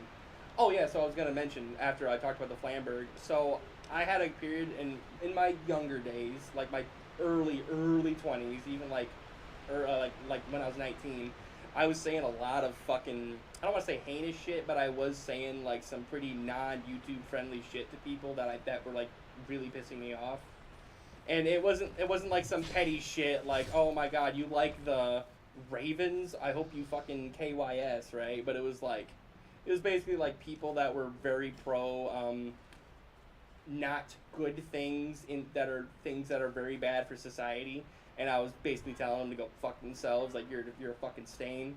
And you know what, YouTube had that period where like you can't say certain things, they will auto fucking ban you. And YouTube has this thing where if they have to auto delete too many of your comments, they'll just fucking those censors will be very hard in your ass. So yeah, you got to be very careful with what you say on YouTube, and I've been very careful not to say certain terms, certain phrases around YouTube, because I do not want to get my fucking channel banned. And I think I've curbed that a bit more. I've taken here's a strategy that I've found out if you want to get really angry at someone because they're just saying some heinous shit and you want to address it because you can't just stand there and let them say that awful shit. Pick your battlefield. You gotta choose the right place to get into a internet pissing match these days. Like on Discord, fuck yeah. On like Counter-Strike doesn't have that hardcore of a censorship game. Like you can't get your fucking message copied and then sent to Valve and they'll fucking insta-ban you. Like as long as you're not saying a bunch of fucking racial slurs, like you're good. And yeah, I'll address that later. But yeah, like, pick your battlefield. You always want to know that you're in a place where no one can fucking copy-paste your fucking message and then send it to the admin and be like, "Is this guy banned? He said that he didn't like insert horrible thing." Oh my god, fucking Reddit. I hate Reddit so much. Reddit is actually, like, this isn't even an ironic, haha, Reddit bad. This is a legitimate, like, commentary on Reddit is such a disgusting cesspool of people. I got in trouble on a subreddit because someone posted a drawing of something that wasn't just not safe for work, but it was just straight up gore, hand-drawn gore. It was like by like a 16-year-old girl or 18-year-old girl, something like that. Who one shouldn't have been in the subreddit in the first place, and two shouldn't like not only was it not allowed, but it was also like double not allowed, right? Like it was just straight up gore. They posted it. And then I called them out in the subreddit and said, "Hey, you fucking freak, get this shit off. This is not the place to be posting this kind of shit." And I got in trouble because I said you weren't allowed to post that. I said you shouldn't post that, and you're a bad person for posting that. I got in trouble. I don't even say anything bad. It's just wrong thing. It really is just comes down to wrong thing. That's really the blanket term we can use, isn't it? It's just wrong thing. But yeah, no shit story. That is how it fucking happened. I could not make that up. I wouldn't. Yeah, no. I hand on my fucking heart. I probably could. I guarantee it's all the messages have been deleted by now. But I hand on my heart. When I was working at a fucking grocery store, I got into a fucking pissing match. Would you like the details? Chat, would you love the details of it? Because I'm being very vague about the situation, but would you like the details? Would you like the fucking details of specifically what the fuck was going on and what subreddit it was? Because it's like 6 years behind me now, so I couldn't give less of a shit. Yep, I'm just gonna fucking send it, fellas. I'm just gonna fucking send it. I am so confident that I can beat this boss.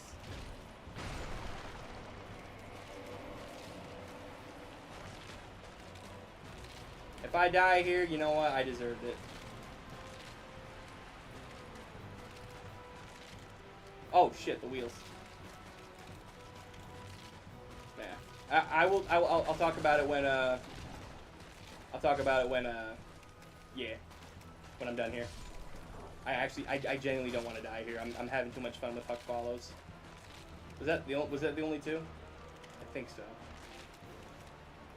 Okay, 1, 2, 3, got him. Okay, so anyway, all right, so I can probably tell the story now. So back in 2019, you're gonna laugh. Has-Been Hotel was really fucking popular back in 2019, and as a 19-year-old, that shit was cool to me. It was a underground artist that had been around forever, making a fucking pilot. Fucking the entire planet had watched it up to that point, and I watched it, and I was like, man, this shit's kind of funny, man. And they got the spider guy that I think is hilarious.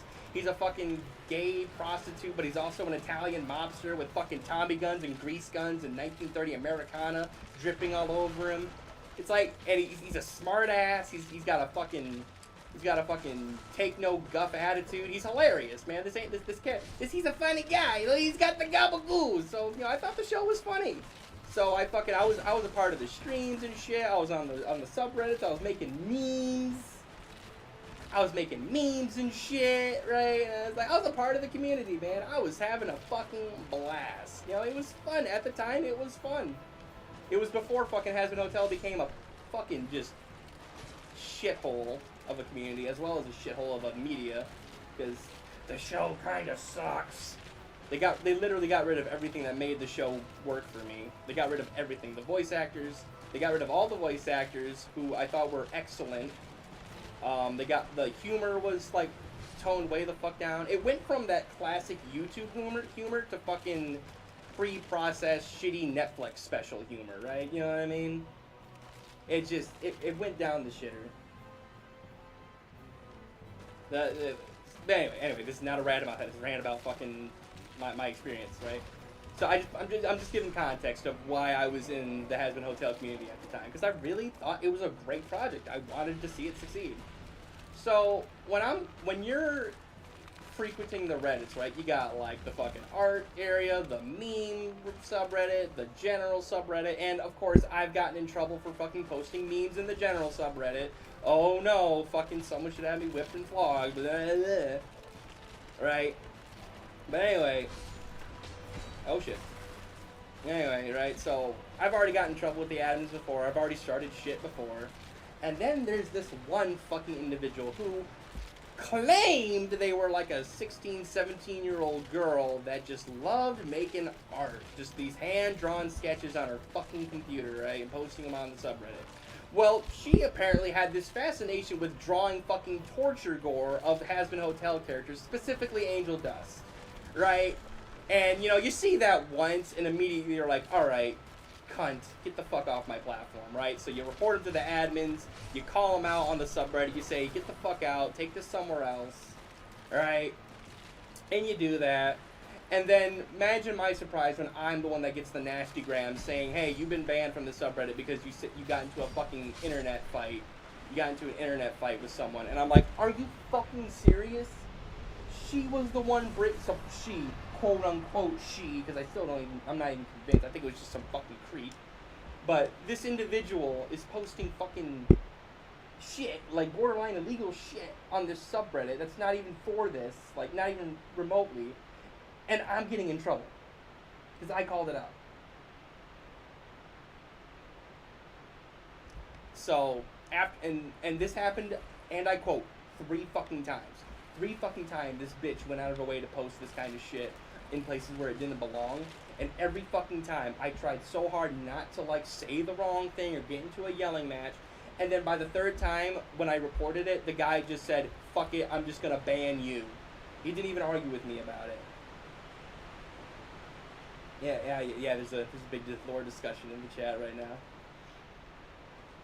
But yeah. So at that moment, after I got banned from, at the time, what was like my favorite frequented subreddit, before I realized subreddit was fucking garbage, I was like, wow, I just got banned from my fucking subreddit that I was constantly frequenting because some fucking deranged non-human couldn't help but post her fucking torture gore sketches on my subreddit, and I had to fucking wake up and see that every time I fucking scroll through. So, yeah, I think I was done with Reddit from that point on. I never touched it again. And I've had a personal vendetta against Reddit ever since. From the failure of the admins to do their fucking job, from me getting fucking bastardized, for me getting fucking publicly humiliated because I said a mean word to someone, and then me having to fucking share the blame and then be further punished harder by a fucking torture gore nut job. Yeah, I was done. I could see how the allegiances of Reddit were. Are you a traveler? So anyway, that rant's over. So yeah, if you ever want to ask me about Reddit, there's your answer. There's your fucking answer. Anyway, I did that. I beat that boss while talking. By the way, I could point that out. I like to point that out. Anyway, yeah, give me all them.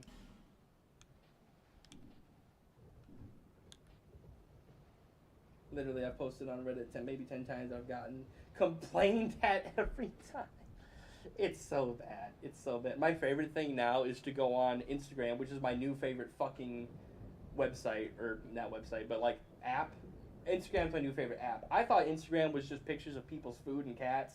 Turns out Instagram is the funniest fucking place I have ever seen in my life. Instagram is fucking hilarious. If you get a good like timeline of videos going, you can find some of the most genuinely funny people and jokes I've ever seen. And oh my god, the comments. Instagram has its own series of GIFs that get circulated once something gets popular. And oh my god, I have actually on my couch started dry heave coughing, like I'm gonna die from asphyxiation laughing because of how hard I was laughing at some of the jokes on Instagram. I'm trying to police my speech. The panopticon works. That's how you gotta play it, man. You gotta when you're using the man system, you gotta play the man's game. Like, what are you gonna go? You're gonna go to Pepperbox, the fucking gun tuber YouTube channel, and watch their shit? I mean, you could. Pepperbox is pretty good. Oh jeez. Oh god, we're like not even 2 hours in, and it's already been. It's been fucking a blast, man. I'm loving every second of it. Oh jeez. Oh jeez. But okay, so yeah, I'll my interpretation of the word. Oh my, I can't even sing it because I think I'll get copyright strike. But fuck yeah, Smashing Pumpkins. Despite all my rage, I am still just a rat in a cage. God, now you're gonna get me into a rant on how good the Smashing Pumpkins are. You want to talk about like a good, like easily the best '90s band, best grunge band ever? Smashing Pumpkins. It's not even fucking close. Their music was. I would say Smashing Pumpkins is the modern day Pink Floyd with like how deep and thought-provoking their music is, while also being incredibly talented, incredibly artful, incredibly just sounds fucking good. It's been 2 hours and we probably walked less than a kilometer. We've been busy. It's fine. But yeah, anyway. Made it through the Skeleton Lord, so we got fucking... Oh lord, Covetous Demon coming up. There's a lot of places I can die, so I'm just gonna skip like half of fucking that area, probably. I hope everyone's been entertained. Hope everyone's having fun, because I'm just having way too much fun for what I'm doing. I was so not ready to do this stream. I was so ready to just stop doing this, but good lord, you guys have made me want to keep doing this again. I'm having so much fun. Kilometer? What the hell are these commie units? In miles and feet and yards, god damn it! Oh, I read that in the voice of the fucking Mr. Gutsy from Fallout. Kilometer? What the hell are these commie units? You ready to die for your country, you commie son of a bitch? 0.621371 God-loving American yards. Or miles.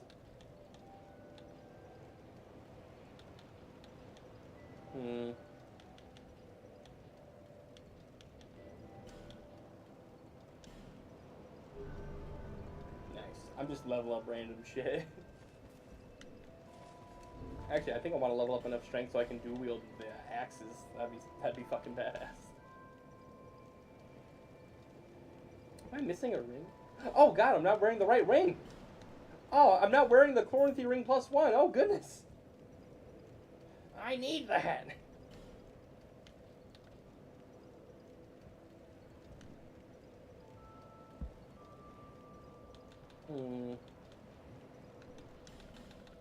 I'm gonna use the rest of these souls to level up my, goodness, what is it? My equipment. My equipment. Yeah, level up my equipment. Oh, goodness. Oh, you know, it's gonna really suck when I die late game. Like, at Shrine of Amana, I'm gonna have to do all this bullshit all over again. It's gonna really suck. It might break me. It might break me. But I'm having too much fun right now, so I'm gonna try and stick with it. But oh, it's gonna be painful. If I die, it's gonna be so painful. It's gonna hurt. It's gonna hurt real bad.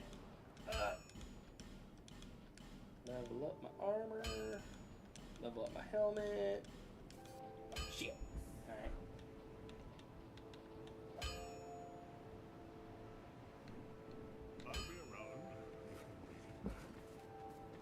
I asked my uncle if he liked Smashing Pumpkins because he usually has good taste in music. I said, no, never tried. Watch it, soldier. That's how you get. That's how those commies get you. Goodness, I could go on a huge rant about that too. I could go on a huge rant about McCarthyism and how, as bad as it was absolutely necessary and it actually didn't work. We didn't go hard enough, but that's a whole nother rant that I probably don't want to get into a rant about right now. Yeah, don't fight that ogre in Shrine of Amana, by the way, Rip James. Majula. Crafty Bagel, welcome to the stream, brother. Or sister. Yeah, howdy. Welcome to the stream. Yeah, we're in Majula right now. We're doing a Deathless run. This is our 3rd attempt. This is with Officer Huck Follows. He's gonna clean up this darn dirty town if it's the last thing he does. Probably will be. But yeah, we're doing a normal, like, no glitch run, so I can't, like, cheese any bosses with any, like, can't get hit glitches. We can do game allowed boss skips, so, like, I could do the Sentinel Skip if I wanted. Number 1 rule is no lightning rapier and no, like, other broken, busted weapons that basically make the game way too easy. So, no broken weapons. Also, we started as a deprived, so we started at soul level, was it 1? It's either like soul level 1 or 5. So no levels in the soul. And how it works is every time I die, I can't use the weapon I was using previously. So before I had a bastard sword build, and since I died with that, I have to I can't use the bastard sword anymore. Is that Ramiel? I like this person already. Good luck. Thank you, Crafty Bagel. Appreciate you dropping by.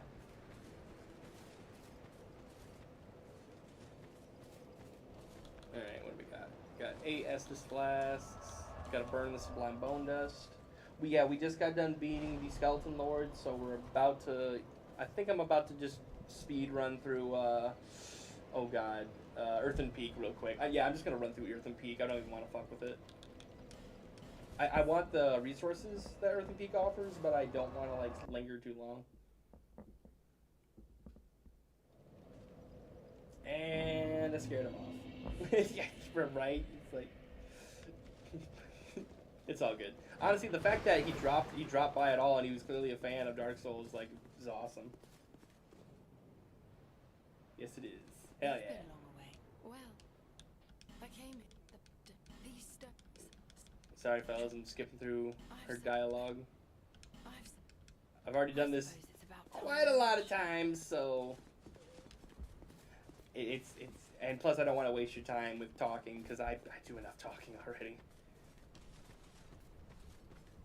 But I know some people do love the dialogue, and so do I. Like, when I met Vengarl, I did not skip any of his dialogue. I don't think I will.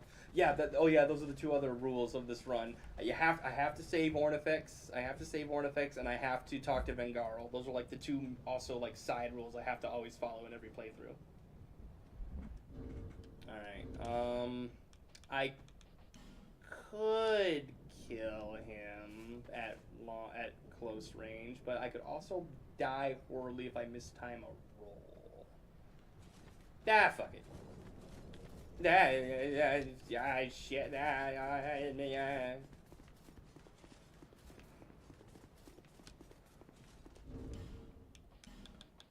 Do I have a bow? I have light crossbow. Yeah, I can't risk it. I'm just gonna tap him. Oh shoot.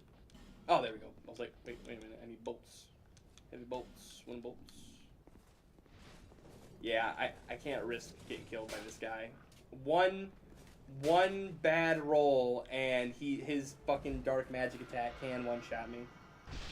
Hey Zeke, I'm never gonna get this work done if I keep listening. You're too much fun to talk to, so I'm gonna mute the stream for the night. That's all totally good. I 100% understand. I honestly thought you were gonna leave, but if you're gonna just mute me, like that's actually better. You're keeping the view count high. So no, I greatly appreciate it. No, and I absolutely hope you get your work done. Oh shit. Yay. This dude.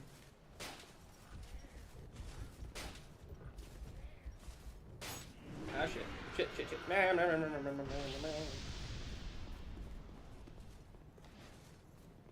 Hello. Can you see me?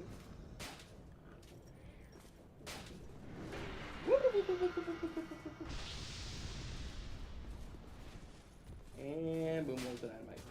Got him. Nice. Okay. That problem's done with. I kind of wish you could shoot the dude off the top of the giant and the giant would stop attacking. That'd be kind of cool. That would be a very cool mechanic, but it wouldn't be very Dark Souls-y. And I mean that as in, oh, the giant would just go peaceful if you stop, if his evil master wasn't on top of him. Nah, he'd still be just as evil and angry. He wouldn't give you a second thought.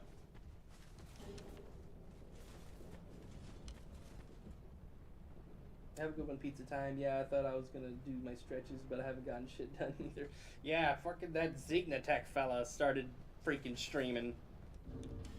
I still am like tickled that you guys genuinely enjoy these goofy streams. It's literally just my goofy voice rambling about incoherent nonsense for goodness knows how long, and apparently that's entertaining as fuck, and I love it. Oh, no. Yeah, I'm not trying to like be the classic like anti or what is that? What do they call that? Yeah, self-deprecating jokes. I don't want to just crush to that, but I'm genuinely just like, dude, I'm entertaining. Zeke, do me a favor. Just assume all the messages that keep getting deleted were super funny and cool. I was doing that already, man. I'm actually kind of angry that I'm missing out on some of the fucking aggroed humor because you seem to be my kind of guy when it comes to humor.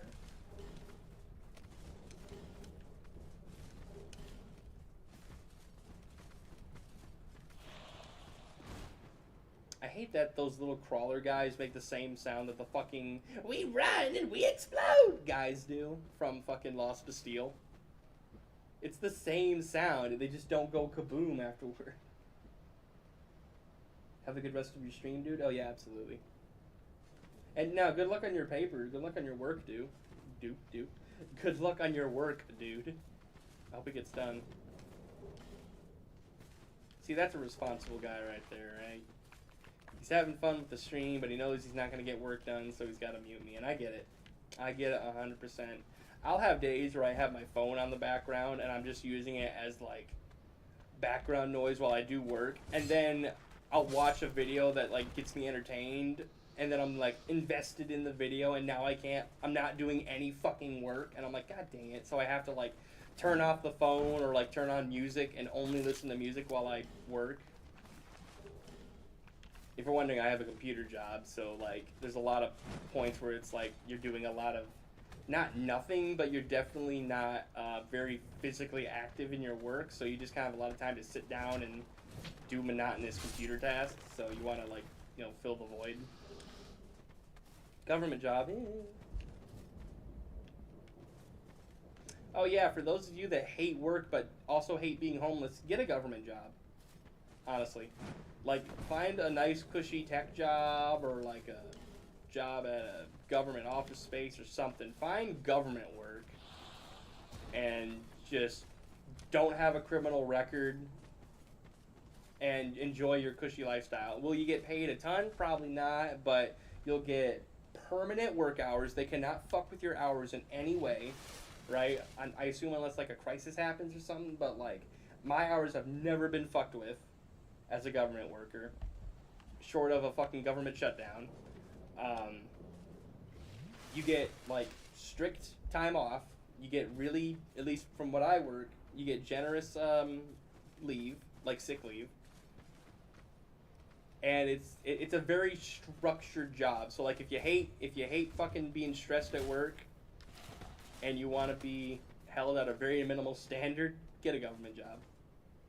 Yep, I wish I could do that. I'll fall down a rabbit hole. Yeah, I could work out, but someone just dropped a 6-hour retrospective on every X-Man game. Shit, fuck yeah.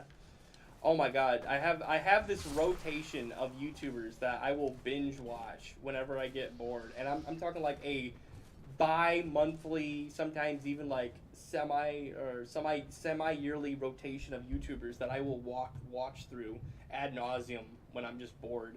I have Nurbit, who is this really awesome Fallout / Skyrim YouTuber that does great challenge videos. Yamfa is really funny. There was this guy that I really enjoyed his Rust videos named Aqua FPS. He was a really cool guy just to watch because he was one of the only Rust YouTubers that wasn't like evil. Like he wasn't like, oh, I made this kid cry for 3 hours in this Rust game, ha ha ha. He was not one of those. He was actually just a really nice dude that also loved to play Rust. And I will just like watch from like the very first video he made of Rust all the way to like his most recent shit, which was like a few years ago. He does Tarkov videos now, and they're not my thing, but I still like him as a person. Good lord, other great YouTubers I love binging. I'll sometimes just binge the fucking Vanoss crew, their early shit, like 2014 plus. Markiplier is a great one where you can just throw on one of his fucking thousands of Let's Plays and you'll be entertained for a good like day or two, depending on what the Let's Play is. PewDiePie has a few videos like that where he has great Let's Plays back in the day. Not so much recently, but he still has a lot of content that's really fun to watch. When you're bored, fucking what's another one? Yes, there's the Fragrant Branch of Yore. We can go save Ornifex. The run is no longer dead, guys. We can save Ornifex. Ornifex. The run is now valid. The run is now valid. Oh boy. Yes, I know there was nothing important in there, but I wanted it. Take care of this. Angry Video Game Nerd, fucking classic. Angry Video Game Nerd is an excellent guy if you just want to throw on and laugh for a few minutes. Especially his more longer videos, like on Final Fantasy 3. Great fucking episode. What other what YouTubers do you guys like to throw on, like, long term? Like, hey, I need to be entertained for a long period of time, like, possibly through multiple days. What's your go-to throw up on the old YouTube?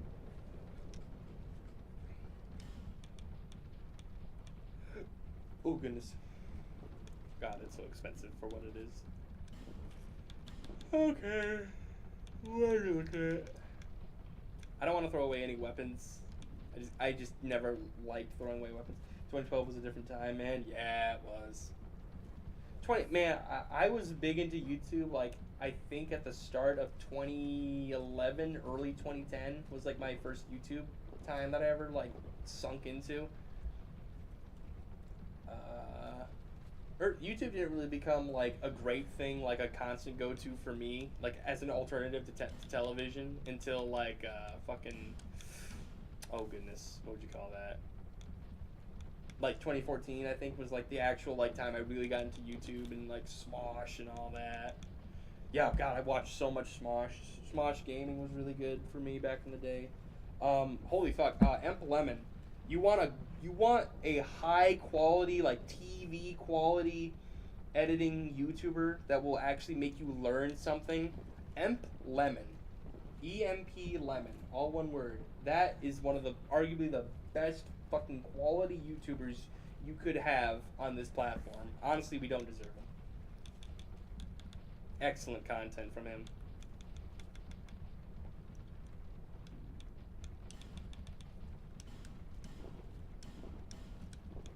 Oh.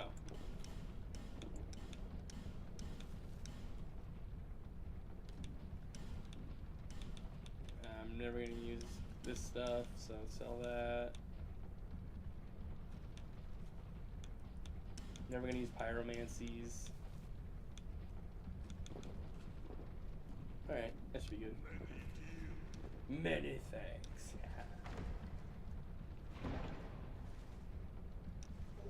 Raw stone, alright, I'll take it. Probably not gonna use it, but I'll take it.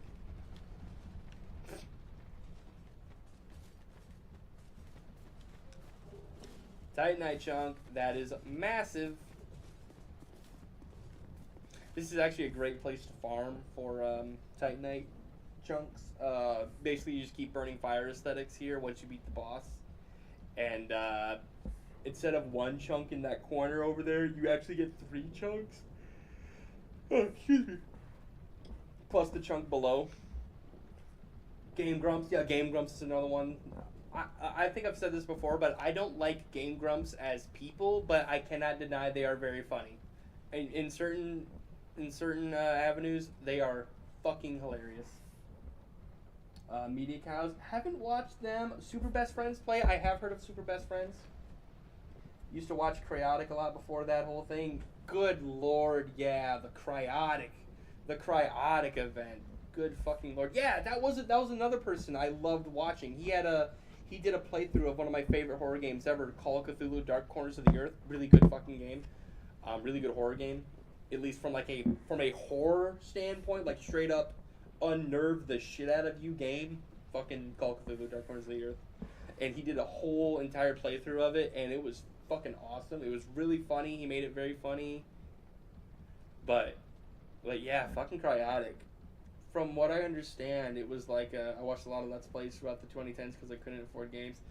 That's honestly, I think that's the main reason why I also watched a lot of Let's Plays, because I didn't have I had my $5 I would get from allowance as a kid. And every time I got money, I didn't buy a game. I just fucking spent it on Team Fortress 2 shit. When I was at school, middle school, I would literally plan out what I was going to spend my $5 on for Team Fortress 2. I would have a chart that'd be okay, I want to buy this hat, I want to get this clothing item, this costs 82 cents, this costs 12, I do not want to get... I would on paper, I would draw all the hats and shit that I would want to buy that week with my money. It was awesome. It was almost just as good as the actual buying of the items. I think that's what made that game blow up, because no one talked about it since it was Xbox exclusive. I don't know if it was solely Cryotic's playthrough, but he was definitely one of the people that put it on the map. There's also another YouTuber that got 1 million views on his commentary on it. It was like a dude with a knight picture for his profile pic. It was I forget his fucking name, but he made got 100 million view, or 100 million, a million view video, and it was a Let's Play / retrospective of Call of Cthulhu. But yeah, it was a very low key game. Good lord, I could now fucking go on a long ass rant on why I think Call of Cthulhu: Dark Corners of the Earth is the best fucking horror game ever made. Better than Silent Hill, better than Silent Hill 2, better than fucking Resident Evil, better than fucking Silent Requiem, better than fucking Fatal Frame, all of them, all of them.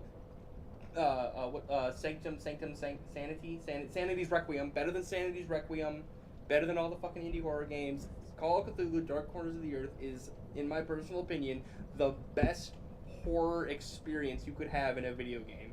Why? Because the game is scuffed as shit. It feels like you actually found this game at the bottom of a well. It barely functions. It actually doesn't function unless you get the fucking download mod and put it into your file so the game actually works properly. Better than Rule of the Rose, no shot. No. Okay. There are games that have way better gameplay.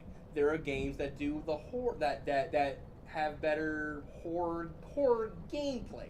There are games with way better story. But as a horror entity, as a medium of projecting horror as at its core, of in the way H.P. Lovecraft intended it to be experienced, this game. Oh, you'd love Rule of Rose then? Talk about Scuffed? Okay, then it probably is the same avenue. You're probably going to hear me say a lot of the notes.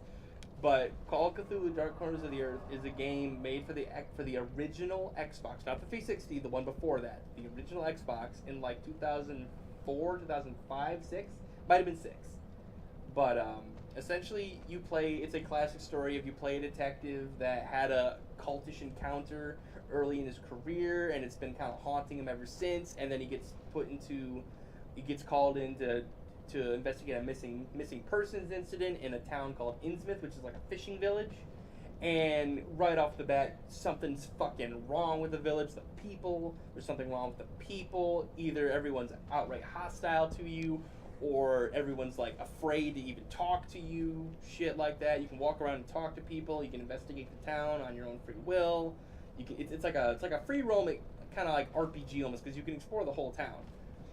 But there's like a point where during your investigation you really see just how absolutely fucked the whole situation is, and by the time you realize you're just gonna leave, like you don't even care about the investigation anymore. Your main character, Jack Walters, he actually pulls the fucking big brain move and is like, I need to fucking leave town, like right now. Like, this place is not for me. The town's probably gonna fucking kill me, or like, I am not welcome here. I need to go. Like, day one, he's like, I need to go. And he doesn't even get the first day. Within the first day, the town's already hunting you, like straight up manhunting you. The whole fucking town's got shotguns and pistols and torches and lanterns. They're hunting your ass down. This takes place in like the 1920s, so this is post World War I. It's like 1928, I believe. I like horror games that actually make you feel weak, not just the Amnesia type games where you're completely defenseless. I like when defending yourself is almost completely feels pointless. Now, see, I agree with that statement. I think that you should be able to defend yourself in a horror game, even if it feels useless. However, God, now I'm going to get into another rant. I also believe that Amnesia: The Dark Descent is the best overall horror game ever made. Like, gameplay, story, actual horror elements, medium of horror. I think Amnesia is arguably the best game ever made for horror. I haven't played it yet. I got to get on that. I would recommend you get, well, if you have an Xbox, that's awesome, but I'd recommend get the Steam version and then download the fix-all mod or / patch that should be on the Steam page somewhere. But if you can play it perfectly fine on Xbox, go for it. But like I said, it's fucking scuffed. There's a chance the Xbox just deletes your save file and never is able to recover it, or you get soft locked. It's very possible. But no, yeah, I honestly think that Amnesia: The Dark Descent is the best overall horror game ever made. But as for Dark Corners, yeah, once you get like bought essentially by the town and the whole town's hunting for you, it stops being a detective RPG game and straight up just becomes a survival game. You are crawling from corner to corner, street to street on your fucking belly, like trying to escape. And that's basically the rest of the game, is you trying to get the fuck out of this town. Meanwhile, there's still like the story elements going on at all times. and the entire time you're fucking being chased by the town, creepy, just like disturbing, unnatural, not quite right shit just kind of follows you, right? And sometimes it's not even the town itself that's doing it. It's like there's just you feel like you're being hunted by multiple things going wrong at once, right? It's not like James Sunderland. It's not like Silent Hill 2 where it's the town itself that's like actively trying to scare you. Like there comes a point in Silent Hill 2 where you realize as a player that the game itself is fucking with you intentionally. Like you understand, okay, Pyramid Head's like a metaphor for something. The monsters are a metaphor for something, and the people that are here with me, they're kind of doing their own thing, but they're not here specifically for you. And fucking Call of Cthulhu, yes, we're joining the Sun Covenant. We're joining the Sun Covenant. It's just gonna be a thing. Have you ever played Land of the Dead, The Road to Fiddler's Green? I've heard good things about it, but it's got awful reviews. I've heard of it, but I have no idea what it is. I know I've heard of the name, but I don't know what it is. Sorry to say. I tend to throw out critical reception when it comes to horror games, though. For whatever reason, journalists are especially dumb when it comes to horror and JRPGs. Dude, fucking, they couldn't even play Cuphead, and that's basically just Mario, but slightly harder with different controls. So, like, fuck them. Irrelevant opinions from game journalists. But yeah. So there's that. Yeah, there's that, guys. Oh, damn, dude. Oh, fuck was that?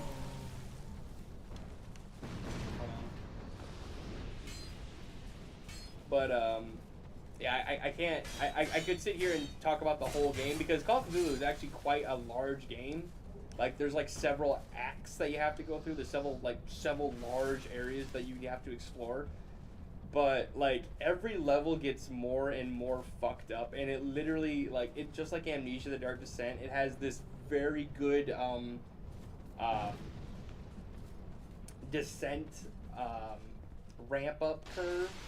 Where, like, every area is just more fucked up and more fucked up and more fucked up. And it's not, like, fucked up like Outlast where you, oh, look, another fucking pile of dead bodies and shit. You know, oh, look, another bunch of severed heads. Oh, look, a dude, you know, jerking off on top of a bunch of dead bodies. It's not like that. Like, obviously there's definitely some body horror, like some genuine gore horror in in Call of Cthulhu. But that is not the medium. In fact, when you see the actual, like, low poly horror, it scares the shit out of you. It freaks you the fuck out. Because it's like you don't see it all the time. And when it does happen, it's just like, fuck, this is bad. That same guy, Dean Takahashi, gave Mass Effect a 3 out of 10 because he couldn't figure out how to level up. Are you fucking kidding me? Like, Mass Effect is not a perfect game series. Every single one has, like, a major flaw that kind of ruins it. But, like, it's still an excellent game. It's a masterpiece in its own right. It's a very flawed masterpiece, but Mass Effect is still a beloved fucking game. So, yeah, to just poo-poo it and say, 3 out of 10. I don't know how the fucking game works. That is, ugh, that's gross. I hate that. I genuinely hate when people of power are able to make decisions through raw ignorance. I hate it when ignorant people are allowed to have an opinion. I genuinely do. I know, like, an hour earlier I just said that everyone should have an opinion, but that was on the basis that it was a well-thought-out opinion. It was a well-researched opinion. You actually are passionate about it. But if you can't even fucking figure up a basic mechanic and it's your fucking job, it'd be like if you didn't know how a pipe wrench worked and you were a plumber. And then you blamed the wrench for not knowing how it fucking functions. So, yeah, fuck that. Outlast has a lot of lessons to learn about subtlety and restraint most modern horror devs do. Yeah, good lord. Now I could go on to another whole ass rant about how, like, modern horror is kind of fucked up and how Five Nights at Freddy's kind of fucked it up for everybody. Because Five Nights at its core is a good fucking concept of a game, but, like, everyone took the wrong lessons it taught. And then like Outlast and then when Amnesia came out, that kind of ruined a bunch of things because that was also right around the Slender times where that became really popular. Slender and Amnesia did a lot of things right for horror for different reasons, in different ways. Honestly, if I were to review each Mass Effect game separately, I'd probably give them each a 7.5 out of 10, but the trilogy together is a go-to masterpiece. I can see that. Because when you have the whole game as a whole, like, it actually told a whole ass story, which was why everyone hated fucking Andromeda, because it was like, wait, this basically just undermines everything we did in the last 3 games. Fuck you, Andromeda.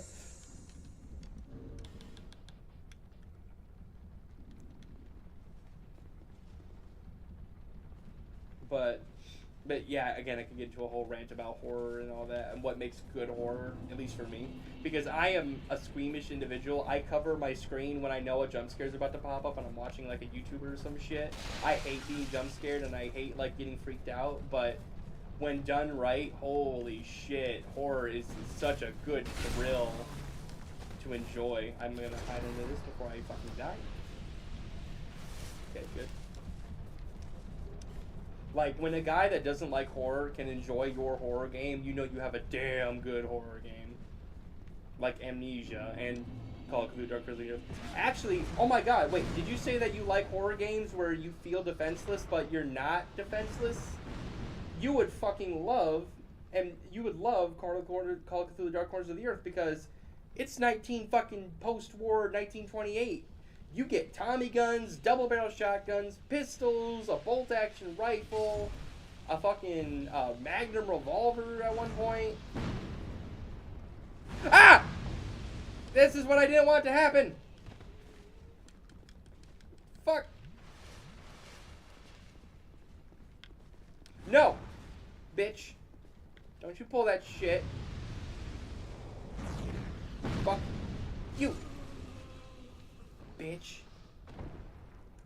They've also lost all meaningful themes and metaphor for just low jump scares. No, jump scares are the worst fucking thing in video games, and that's personally why I could never sit down and play the Five Nights at Freddy's games, because I tried to play fucking Pizzeria Simulator, and holy shit, just having one animatronic crawling through those goddamn vents and having to keep an eye on him with a vague gameplay loop at best, it was more of a crapshoot that's based on a number generator more than anything.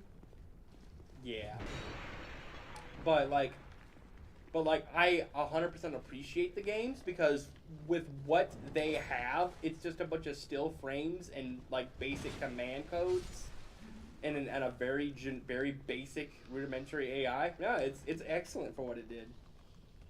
Jesus, how did you live that? Huck Follows kind of has some of that. Okay, so lore dump. Huck Follows is actually Richard's son.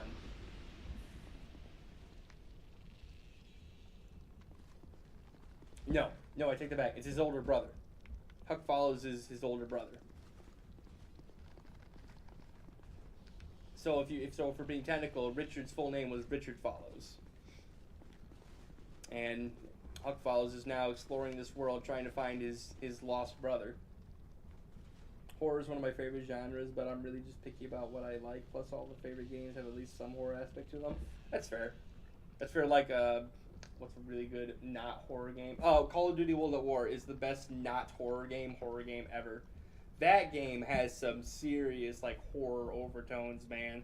I never thought that a mainstream game could make you feel bad for killing Nazis, but dude, the scene where they're all in the fucking the basic Wehrmacht are in the pit, in the subway pit, and they're begging to be spared, and it's either, hey Dimitri, either you fucking shoot him now, we're gonna burn him alive because we're bloodthirsty and we want some fucking revenge for Stalingrad, and you're just like, okay, I guess I'm just gonna shoot him then because I don't want him burning to death, because that's kind of fucked up.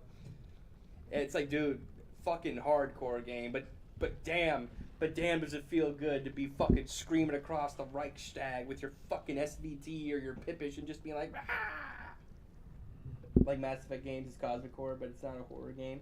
Or like that scene in Halo 3 where you're fighting the Flood. Everyone says that is like their favorite moment in all of video gaming, like the battle against the Flood when you first see them. Can I also mention how much I love the Arbiter as a character? How much I love the idea that there is that in this massive warlike alien species, there's one that is like, dude, these people are fucked. I need to go side with the humans. We need to correct this. My people are crazy. They're gonna commit genocide. We need to stop them. Like, that is so fucking cool to me that Arbiter and Master Chief work together. Yeah, World War was incredibly good. Call of Duty used to have actually sick campaigns. Black Ops 1, I think the campaign was only slightly not as good as World at War, and the only reason I didn't like it as much, and let me tell you, I fucking love the Black Ops 1 campaign. Don't get it twisted. I think the Black Ops 1 campaign is a fucking masterpiece. Like, actually. The only reason I like World at War more is because World at War is based off of, like, actual battles that not a lot of people talk about.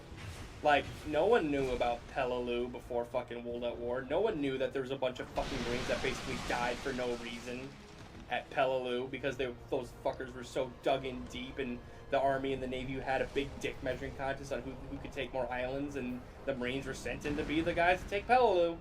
Didn't need to, could have just skipped right past it, but win anyway, and now there's a bunch of fucking vets who basically had to go through that bullshit for no reason, and someone needed to tell their tale.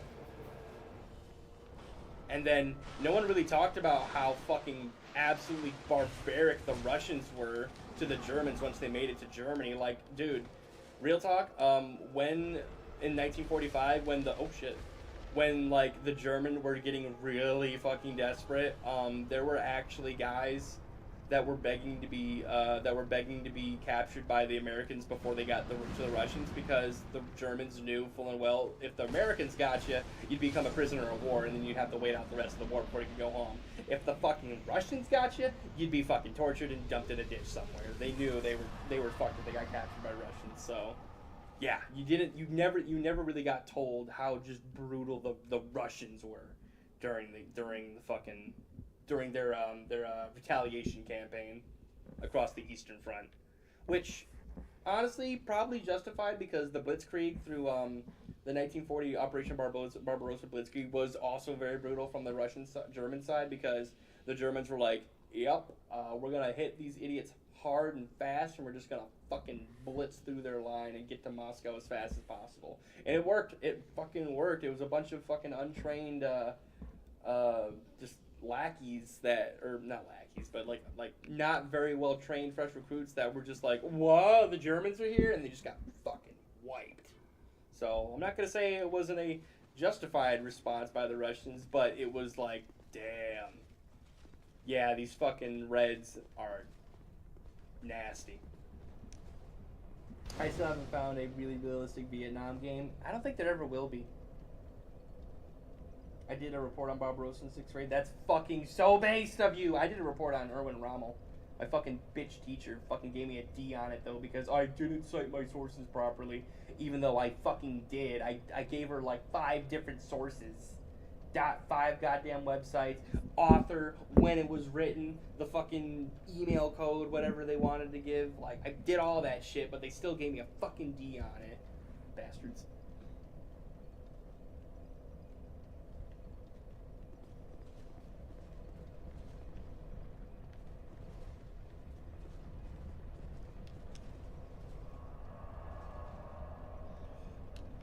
Oh, jeez, and here's the hard part. Yeah, I'm just gonna have to speed run through all this bullshit and just try to not fall off any pits.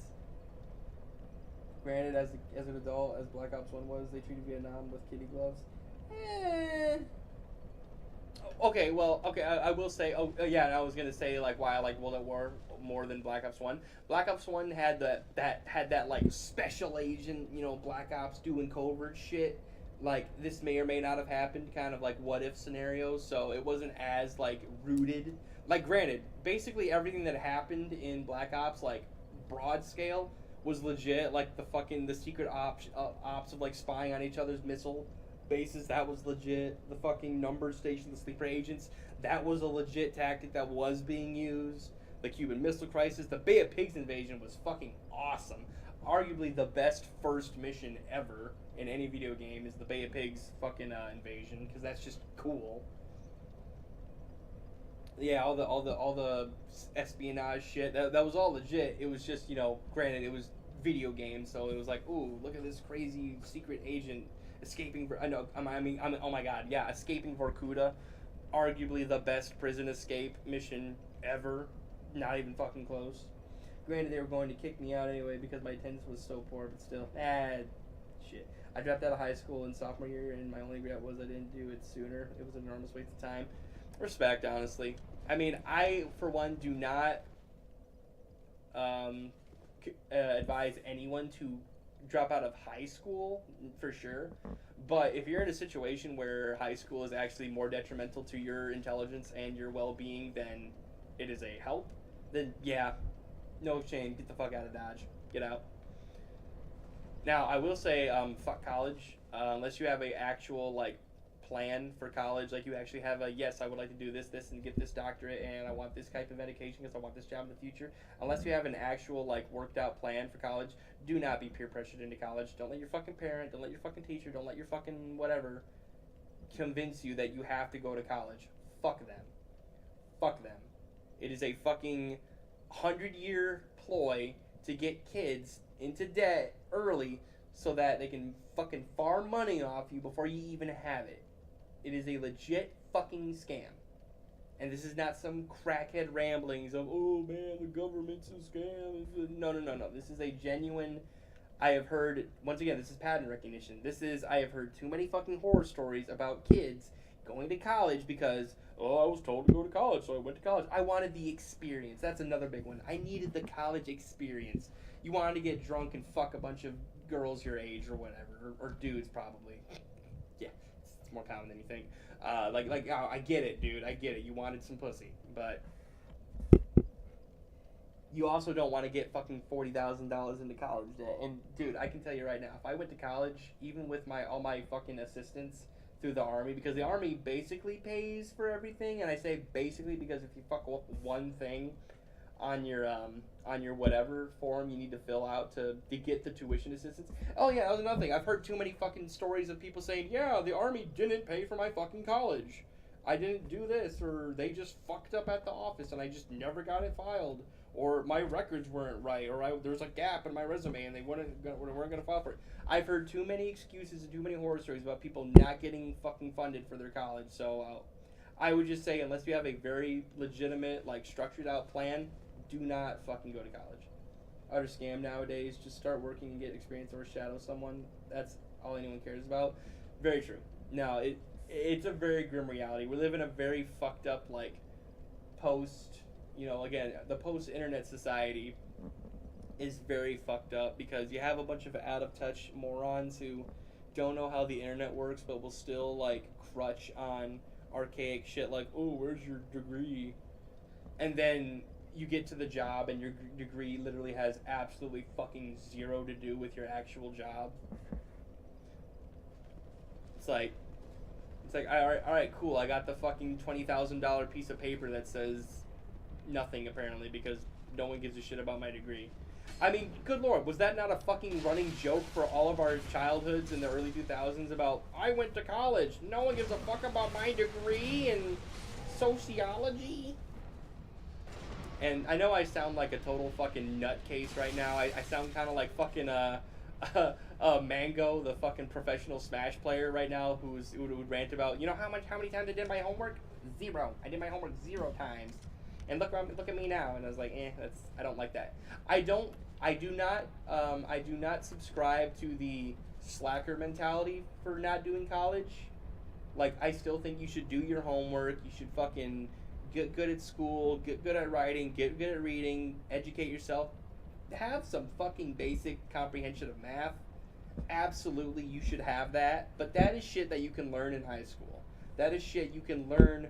You got 4 years to figure it out for high school, right? Have decent diction, have basic English, basic understanding of fucking writing, basic understanding of reading, basic understanding of math, common math. We don't use information from 5 years ago even. Yeah, right? Like, every 5 years, everything that you learned is no longer useful. The classic quip, oh, forget everything you learned in the school you went to learn how to do the fucking job school. It's like an episode of fucking House.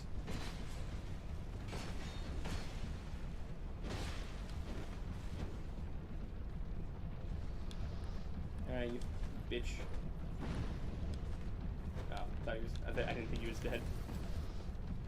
But no, but again, my pattern recognition is basically telling me that unless, like you said, unless you have a specific use to learn a highly trained skill, as in the original purpose of college, a high value skill, a high expert level skill like fucking doctor, engineer, surgeon, architect, I mean even plumber or electrician, those are high value skills, high technical skills. Absolutely. Go to a trade school, go to a college, go to a high learning center and learn all you can. Absolutely. If you crave knowledge, seek knowledge. Absolutely. Do not let me tell you to not go to college because that's for suckers, man. However, if you have no intention of trying to get a higher education, you're just going to college because you were fucking bullied into it, do not go. Do not let some asshole ruin your life because they were told they have to go to college. Don't do it. It is not worth it. I didn't go to college, and I'm living really fucking lavishly, honestly, for the amount of effort I put into my life at my age. Like, I am not living in some ivory tower. I don't have my own house. I'm living in an apartment and shit. It's not a big one. It's overpriced, but man, I got heat, I got light, I got clothes, I got steady money. I am never going hungry. I have luxuries that I could sing about all day. I got computer, I have game, I have couch, I have bed, I have food, I have everything comrade need. Now I am living very comfortably because of the decisions I made in life. I joined the army, I got a job at a grocery store, and then because of my connections in the army, I was able to get another job, learn that job really well, and then that led into another job that I currently have today, where I make some excellent fucking money and I live very well. I will say I think I got a little lucky because I got a job that was like brand new, so they were basically taking whoever they could get, and I could learn the job like on the fly. But it was still like I had a whole year where at any point my boss could say, "Yeah, you're not fit for the job. Get the fuck out." And like my boss was a fucking hard. Yeah, I have Dark Souls too. Of course you have a luxurious life. Damn right. Modern luxuries, baby.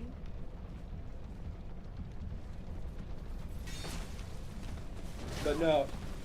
But like for a whole year, when you have a government job, and you're not officially in until you get that okay from your boss that says, "Yep, this is a not crackhead member of society." I might die. Nope, I'm okay.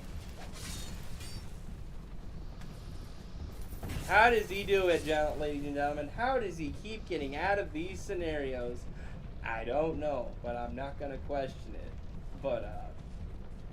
But no, like there's a whole year where your boss at any point can say, "Yep, this person is not fit for work.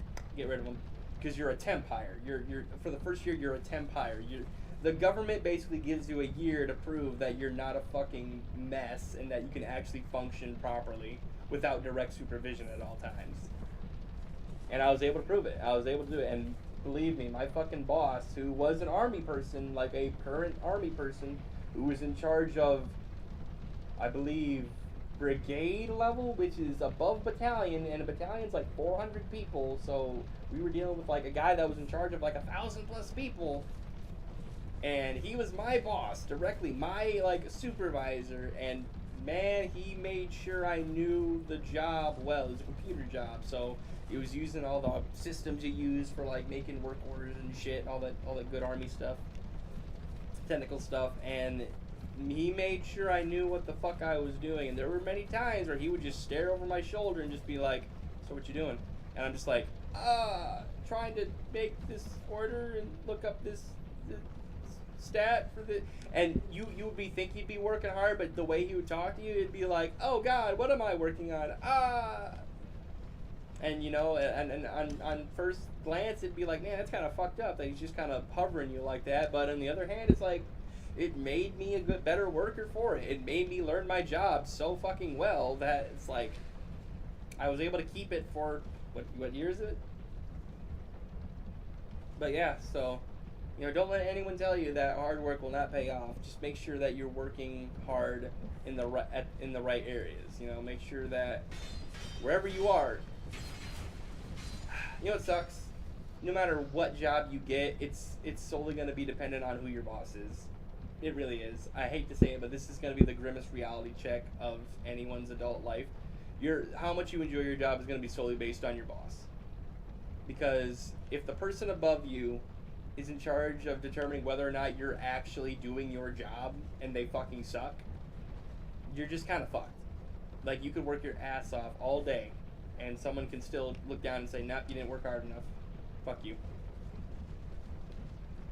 So, my number one thing for people looking for a job or a better job is look at the boss. Like, get to know the supervisor. Who is going to be in charge of you as a person? Who is in charge of your fucking paycheck? And if you have a personal, like, genuine, this person I don't think has my best interest, at heart, do not be afraid to say, kick bricks. I hope this is getting through, and this is just genuine life advice from me, but, like, I'm serious. Like, I have been lucky. I will say my biggest blessing in my adult life is that I have never been given a shitty boss. I have never had a person that I just outright hated. Even that first guy I was talking about, where I said he was a hard ass and he was always hovering over my shoulder. He was a dick, but he was also extremely competent at his job. He knew what the fuck he was doing. And at no point could I say that I was working harder than him. No. He always had the hardest fucking job imaginable. Oh shit, I gotta go all the way around. But yeah. And then my second boss, he was like the nicest guy ever, and he was also very helpful with me and very, very understanding of my situation. And then I had a new boss, and he's kind of annoying. My current boss, he's kind of annoying, but he's still a good person. He's a good person, and he has your best interest. He just has a very different outlook of what my best interest is. And I will say he is one of those college thumpers, one of those, oh, you need to go to college, you need to go to college, you need to go to college. Just getting someone who knows how to do your job better than you is a blessing. Yeah, oh my god, yes. Oh my god, having someone that's incompetent, and I'll say this right now, I have been on teams in my army life and my government job life where, oh my god, if you have an incompetent motherfucker that works alongside you or even in somewhere in the same department, you will notice so often, and you'll feel it. You will feel it. When I worked as a grocery guy, we had an individual that fucking just liked to crack open a 40 in the fucking fridge room and just drink out of that, like during hours where the food is stored. He would just love to secretly drink. And you can call me a bitch, you can call me an asshole, you can call me a snitch, whatever. But I told my supervisor, like, hey, he went to fucking the back room and he's drinking. And the reason I ratted on him was because, one, he's in my fucking area doing something he shouldn't be doing, so that already is like really bad on me. And second, it's the food area. Like, you can't eat in the food area or drink in the food area because that's where the food is. If someone gets a fucking piece of tainted food because you were back there with your germs, you could hurt someone. So I got that shut down real quick, and I'm gonna be real, this guy was a piece of shit. Like, this guy was there for the paycheck and nothing else. He barely even showed up ever, and I'm sure anyone who's ever held a job knows the grind, the struggle of dealing with someone like that. But it was reality. Ow! That was not okay. I need to get the fuck out of here. How does he keep getting away with it, ladies and gentlemen? How does he keep doing it? You can't keep getting away with it. That's not writing in someone that's doing the right thing. See, I wholeheartedly agree, but some asshole decided that the no snitching culture was gonna be a part of our thing now, so I have to be very explicit when I talk about when I report someone for doing something really fucking shitty, you know, because we have a whole generation of kids that were told, hey man, snitches get stitches or whatever, like that's cool or something. Like on one hand, yeah, if you're doing something 100% harmless, no one's getting hurt, and it's not even explicitly stated don't do this, but someone's ratting on you anyway, that's fucking annoying, yeah, for sure. But if you're doing something fucking dangerous or harmful and it's gonna fuck over the people around you, you just don't give a shit. I think that's you being a piece of shit, not the fucking other guy. Damn, how do I keep surviving these encounters? But yeah. And when I was in the fucking army, we had a situation where someone was doing the laps, right? Up and down in the barracks room, and it was the classic, you know, start from one end of the wall, go to the other, start from one end of the wall, go to the other, and we had this fucking massive dude, like fucking easily 250-pound dude, just slam his foot right into that wall, put a big asshole in it, right? And I'm just like, fuck, dude, we gotta tell the drill sergeants or something like that. It's like, they're gonna find out, man, we gotta tell someone. And I swear to God, like 5 individual people came up to me and were like, and then they did the fucking, like, grab me by the shoulder and be like, no, dude, we can't snitch on them, man. We can't tell them about this. We'll just cover it up. They won't ever find out. And I'm like, dude, they're not fucking retarded. It's a hole in the wall. They're gonna find out. Just tell them, and they'll understand. Like, he might get in trouble, but he's not gonna fucking do anything about it. Like, it's fine. Like, it was a mistake. Like, it's a fucking wall. It can get fixed. Like, it's not like he broke something expensive, alright? Like, no, you don't understand, dude. We don't fucking snitch in here, man. It's not how it works. You don't tell nobody. And I was just like, fine, whatever. And I was, in my head, I'm just like, holy fuck, what is going on? What is this cesspool I'm walking into? These are gonna be soldiers? Right off the bat, we're like, nah, dude, you gotta cover it up with a fucking backpack. And then of course, the drill sergeant walked fucking in and then moved, literally already knew that the hole was there, moved the backpack out of the way, and it was like, oh, what's this? I want to put this fucking here. And then we had to do fucking push-ups for like half an hour until someone finally confessed that, yeah, I put the hole in the wall. So fucking dumb. God, I just made myself angry. Welcome to the clown world. Yeah, god damn, dude. Welcome to the clown world, and man, you're the only one not having fun. So yeah, what could have been a simple, you know, hey drill sergeant, we were doing some physical activities. Now this is how you fucking confess about something. You make it sound as good as possible, but you still tell the truth. We were doing physical activities in our downtime, and it happened, and then someone happened to put a hole in the wall. Damn. And you know what? Worst case was they docked some of his pay to get the wall fixed, and that sucks. But like, you don't pay a single fucking dime of your paycheck out of the army. Like, I think they maybe take some out for like food, and it's like $2 a meal or some shit like that. It's very minuscule. But like. But it could have been a non-issue, but the main issue is the fact that they think that they could hide it, a big fucking hole in the wall at foot level, at like kneecap level, or like shin level, with a backpack. It is so fucking dumb. It was a bunch of dumbass kids. Like, and I was one of those dumbass kids at the time, but I sure as fuck wasn't raised to be like, oh my god, don't you snitch, man. We don't snitch in here. Like, oh god, dude. And it's like, it's even funnier because like how fast the dude found it. It was like, it's like, oh hey, why is this backpack up against this wall suspiciously? Oh yep, big asshole. So fucking dumb, dude. So fucking dumb. Yeah, it happens. You know, them recruiters, they'll try to get anyone. They'll take anybody back, and I mean anybody. Oh, lordy, Willow. Oh God. Go on ahead. I won't offer this deal twice. Anyway. Yeah. So anyway, about work. So life lesson. Your work experience is solely gonna be based on fucking who you work with. Dude, you could be a fucking trash collector, but if you have good bosses and good people around you, you will have the most fun of your life. Genuinely.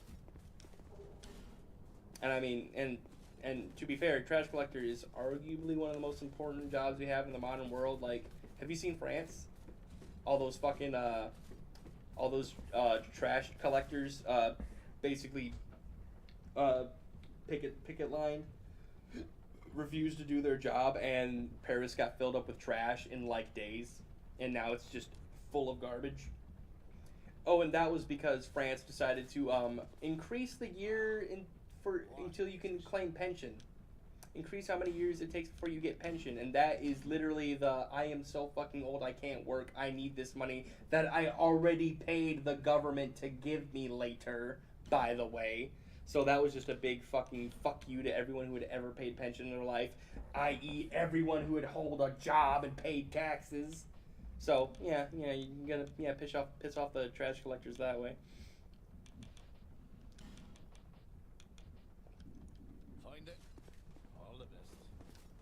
Talk to this guy. I'm no genius, but I'm smart enough to know how stupid I am, so I shut up, listen to my betters, and get smarter. That's how you live life, honestly. Talk when you need to. When you're the smarter, you know what? How much you talk in your circle should be based on how smart you are. If you're not very smart, listen, take in, speak when you have something cool to say or something to add. But when you know you're the smartest motherfucker, make sure everyone in there knows. Now, that does not mean be an insufferable piece of fucking garbage everywhere you go. Don't be a smart ass. However, if shit needs to get done and you know how to do it, make sure people know. Or, worst case, let the idiot with the loud mouth fucking do it, and then when he fucks up and gets everyone in trouble, then you can say, see, hey, yeah, told you, fucker. Yeah. Yeah, that's life. That really is just kind of life, you know. Honestly, all of life is like that, and that is when you ever want to talk about like fairness in life, or you know who had it better growing up, or you know whose life was better.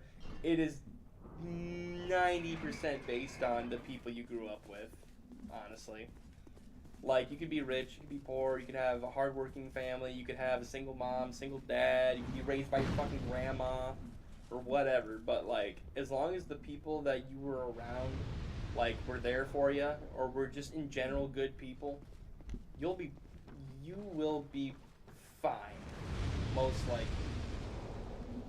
Yeah, unfortunately, the Dunning-Kruger effect is this: if you don't have an ego and you're willing to learn, then one day you will be the smartest person in the room. Yeah, no, very fair.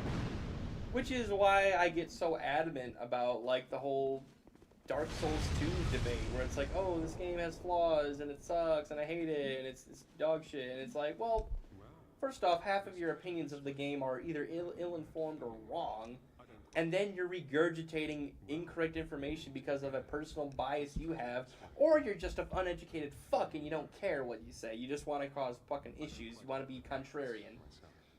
Another big issue I have with modern people is how contrarian we are. We must hate things because other people like it. We must be contrarian.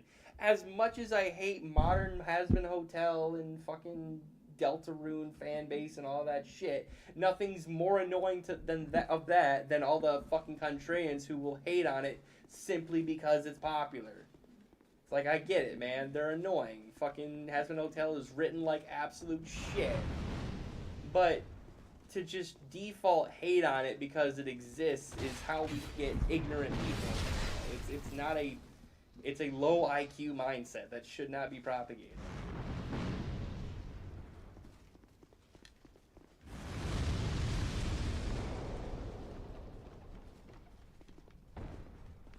So yeah, when I see someone give a genuine critique and say, well, I really don't like this about Dark Souls 2, and I find that, you know, the AI could have been done better and the enemy placement could have been more unique, and I feel like it was lacking some of the raw, like, gothic elements of the original Dark Souls, I'd say, okay, that's fair. No, that's fair. That's fair. But when you say, oh, adaptability is stupid, useless, that's bullshit, or, oh, all the bosses are stupid, bad, this game's shit, no, that's what it's going to come down to. The game's shit.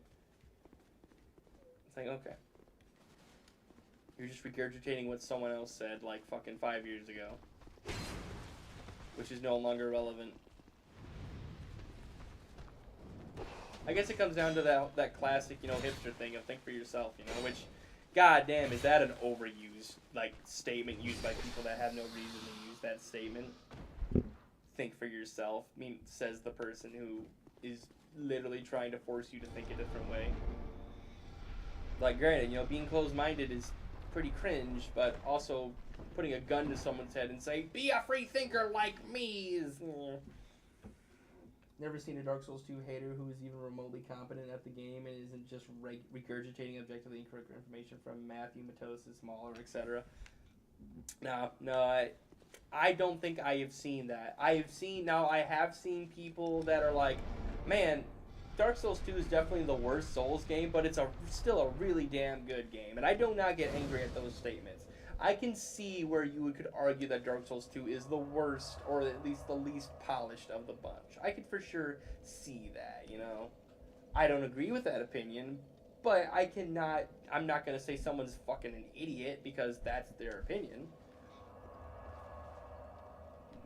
But every person who says they don't like Dark Souls 2, and I know has an educated opinion on it, has also said that it's not a bad game, they just don't prefer it. But everyone who says, shit game sucks, blah, blah, it's like, it's always a very negative fucking outlook on it. And plus, they're always fucking Dark Souls. You know what I've never seen? I've never seen the Dark Souls 1 fanboy just hate Dark Souls 2. It's always been a Dark Souls 3 person.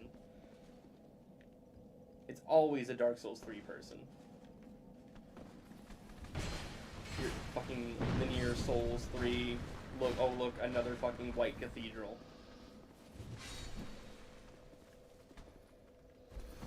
Alright, time to beat this lady.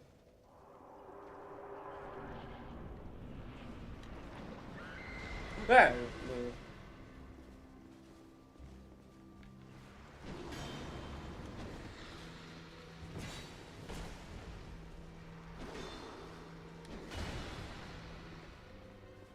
Stamina.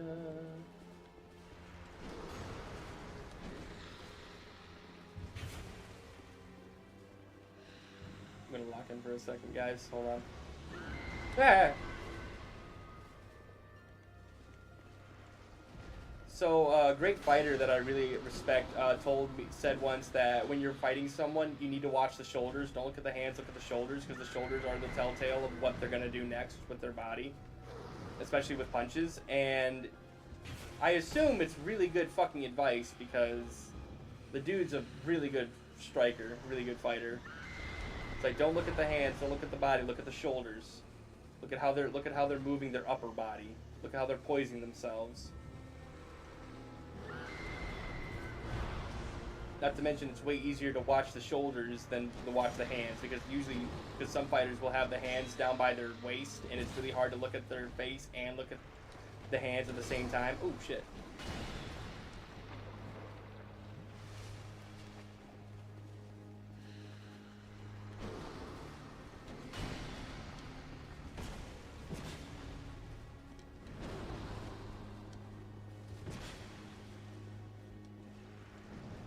Whoa, shit. That was a very far away grab attack, but it still scared the fuck out of me.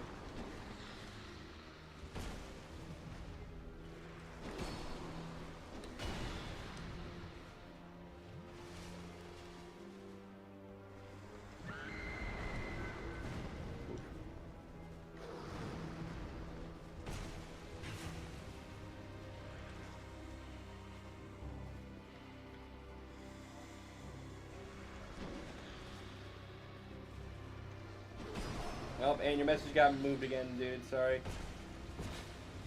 Got him.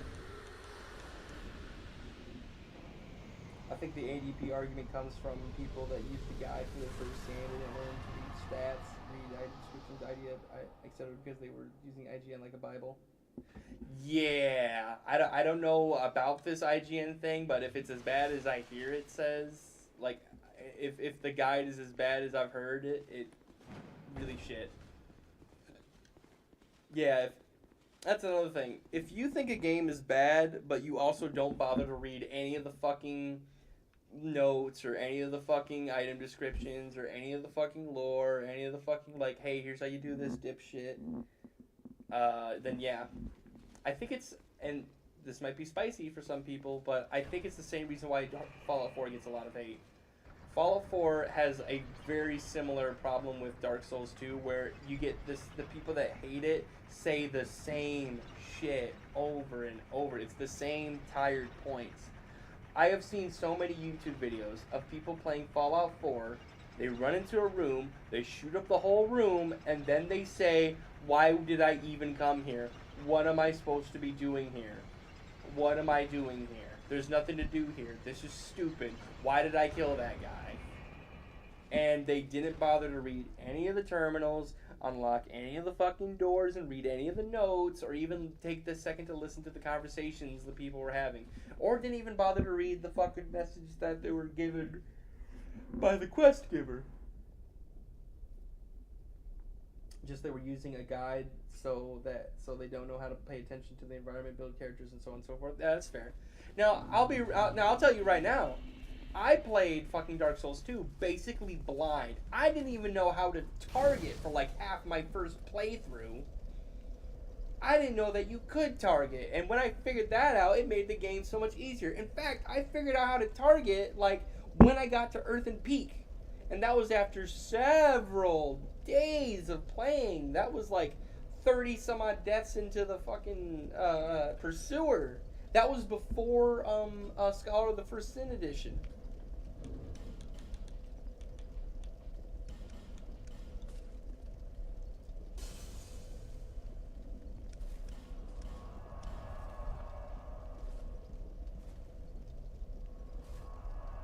Only Dark Souls 3 fans dislike Dark Souls 2. Well, if you learn to like an objectively bad game, then you're going to have more perception of quality. Then they beat Dark Souls 3 or whatever was their first Souls game, and then they think that they're Souls God and they don't use a guide for Dark Souls 2 and get mollywopped. Yeah, right? It's like, oh, I'm sorry. Yeah, you got really good at reading the fucking spaz attacks that all the Dark Souls 3 bosses have, but when you get ganked by more than 2 fucking dudes in a corner, my favorite joke, when the heavily defended castle has more than 2 fucking guys guarding it and you can't just walk past them, oh my god, you don't know how to play the game, do you? And then they say this game's bullshit, this game's hard, fuck you. It's like, God forbid the fucking fortress is hard to attack.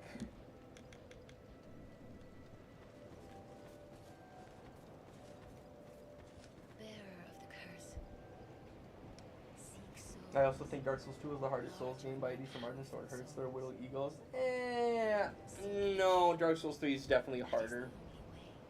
No, I won't go down that road, that level of cope. Like, Dark Souls 3 is definitely the hardest of the 3 Soulsborne games. But that's because because Dark Souls 3 is when they started getting into the bullshit, like, boss territory, where instead of, like, having a well-structured, like, okay, I'm gonna do this motion when I go for this strike, and then there's a chance I do, like, a reverse stab finisher on you, or I might do like a riposte or a side swipe, or I might go for a long range stab, or I might do an area of effect attack. That was out the window. Now most of the bosses in Dark Souls 3 are, okay, you got a stab on me, now I'm going to spaz the fuck out and dart in 3 different directions and then land on top of you, so you better be able to roll. Not to mention the combat in Dark Souls 3 was dog shit, because the best weapon in the game was given to you at the very beginning, because it's better to have a fast weapon than a strong weapon, because poise doesn't exist, because fuck it, we got rid of an entire game mechanic because we didn't know how to balance it in Dark Souls 1. Dark Souls 1 and 2, you actually have to read their attack and roll in the right direction at the right time. But Dark Souls, you just press B within the same decade and they attack and you'll be fine. I can definitely see that, because when I first played Dark Souls 3, I was definitely panic rolling a lot, and that got me into trouble. But, like, once I started getting good at Dark Souls 3, and then I realized that it was no longer based on me reading my opponent, when half the fucking game, I literally can't even see the boss because the camera's so shit, and it does this weird fucking zoom out where I'm staring downward at my character rather than upward at the fucking guy I'm trying to kill. Yeah, you know you got a shitty game on your hand.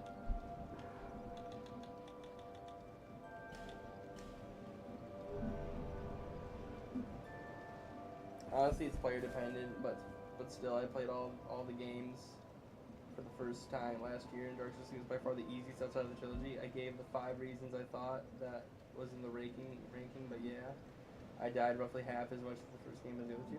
Well, to be fair, you're already a well-established Souls veteran. You already knew what to expect, so I could definitely see, like,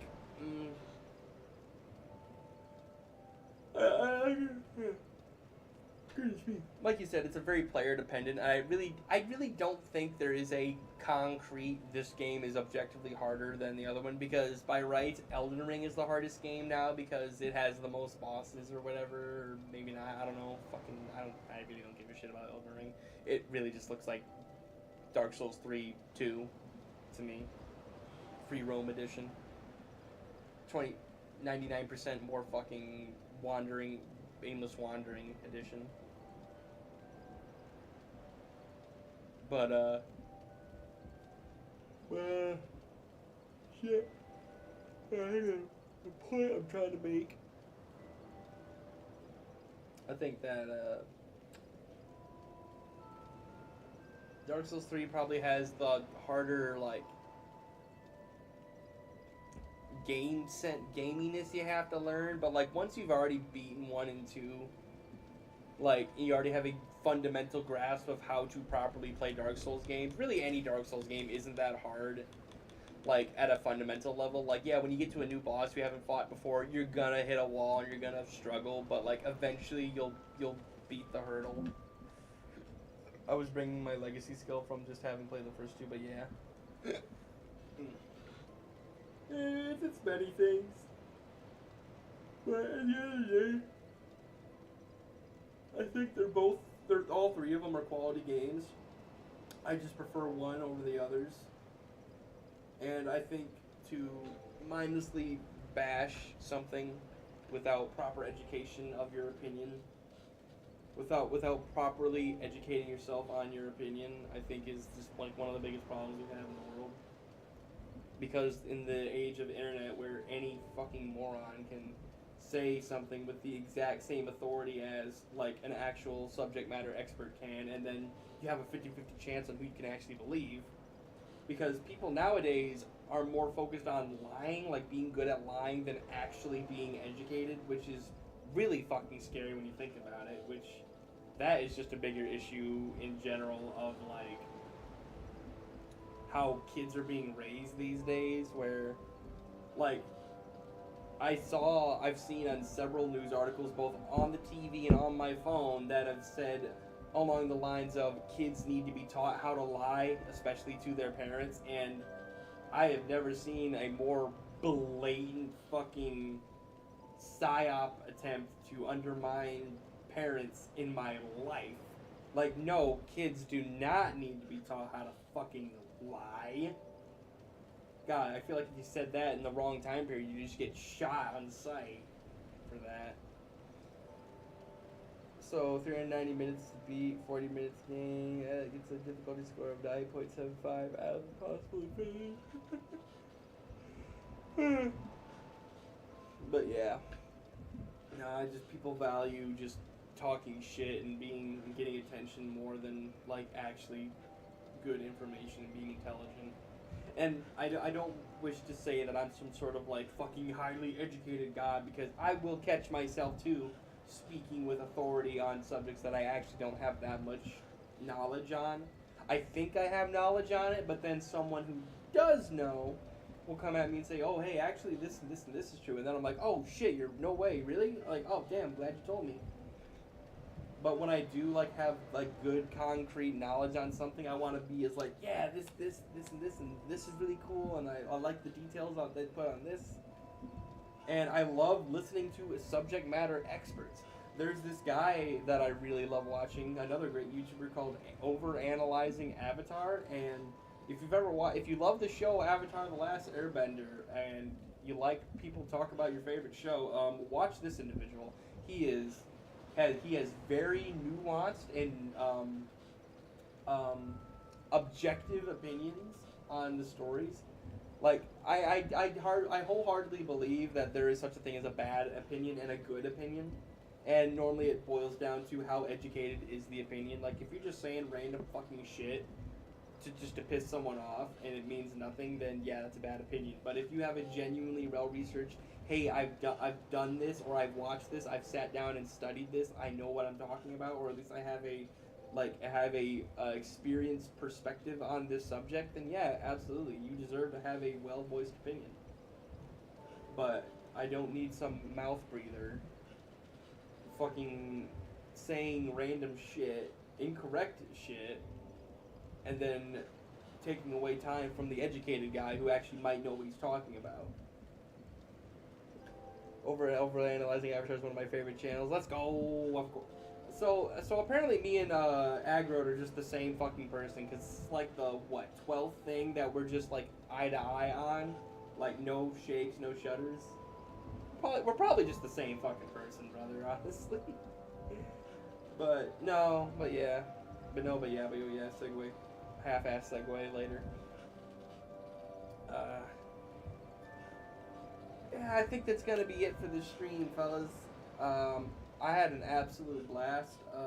It's hard to get my ass off the couch when I'm in my lazy mode and I just want to do nothing except exist and just do my own thing. But when I get on the mic and you guys say that, yeah, we want to see you play, I'm just like, shit. All right, gotta give the people what they want, and I really appreciate that. I genuinely appreciate all of you that take the time out of your day to like get me motivated to like go out and do something like this. I mean, granted, I'm just sitting in front of my computer like I normally would and just playing a game, but I get to be social. I get to talk with you guys. I get to express my opinions on things.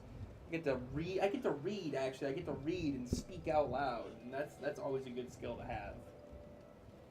Y'all need some sleep, my man. You've been fading out for a minute. No, I'm just kind of, I'm a little faded, but I'm like, I feel more just like, wrap it up. I'm trying to wrap up here. But no, really, I appreciate every moment of your time. And once again, not a bad stream. We got up to 11, I think we got up to like 12 people at one point, and my goodness, all of you individuals that stick around, even if you're not even listening to me right now, if you just turned on the stream and walked away, I am still grateful, completely humbled and grateful that you took the time out of your day to turn me on and just have it playing, listen to me ramble. I greatly appreciate it. So, we had quite a few close calls, but Huck follows with his awesome armor and badass jawline. Huck follows has been doing a damn good job. We're almost back to where Richard was, actually. So I think what we're gonna do is we're gonna see if we can get to the Old Iron King, beat him this time, not fuck that up. Beat the Old Iron King, get his soul, and then I think we're gonna tackle the rest of the game. We're gonna use that as like our staging ground. If we can go through freaking Old Iron Keep safely, beat it, I think that'll be a really good marker for the rest of the game. And yes, we are beating Smelter Demon again. I am beating Smelter Demon first time. I'm very good at beating Smelter Demon. I really appreciate the stream though. It's been fun, even if only half my messages are readable and I never know which ones are deleted. I fucking hate that so much. Valve, YouTube should always fucking tell you if they had to remove a message for, you know what they should do, and they never will, but if they were going to be righteous about their moderation, they would tell you why something got deleted. The second it did, you'd get a little message. They'd tell you exactly what in your message was what flagged the deletion, so you can then learn in the future. But no, they use a fucking fear tactic, and this is a legitimate fear tactic, where they just shoot your comment in the back of the head, and then they let you figure out what you said wrong. And it's brilliant. It's literally brilliant. It is a fear tactic. It is a tactic designed to keep the unruly in line because, well, dude, you're talking for a reason. You want to talk. You want to express your opinion. So when you just get a fucking comment deleted from the earth and you don't know why, and now you're left guessing, now you're going to be extra cautious next time. You're going to be really careful that you don't say something edgy or out of line. Nope, they're going to make sure that you figure it out.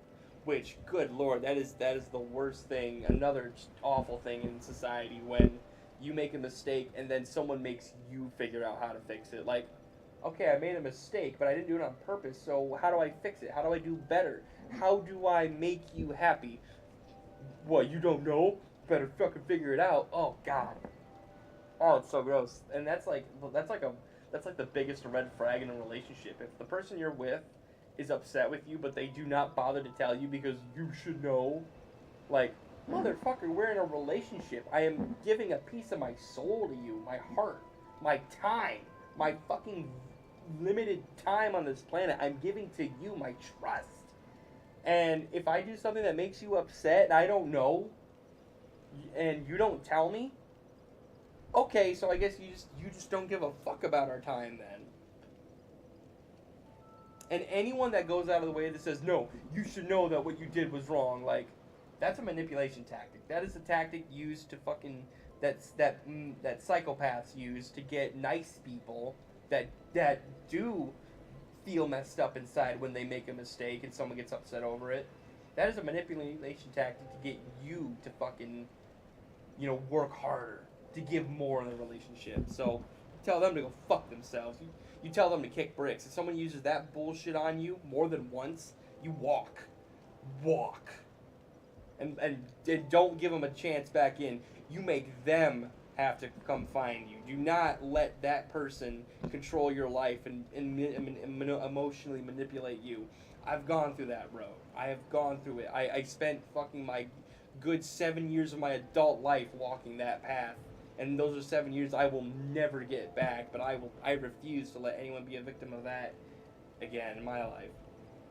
That's the panopticon, my man. You never know if you're being watched, so watch yourself. Yep.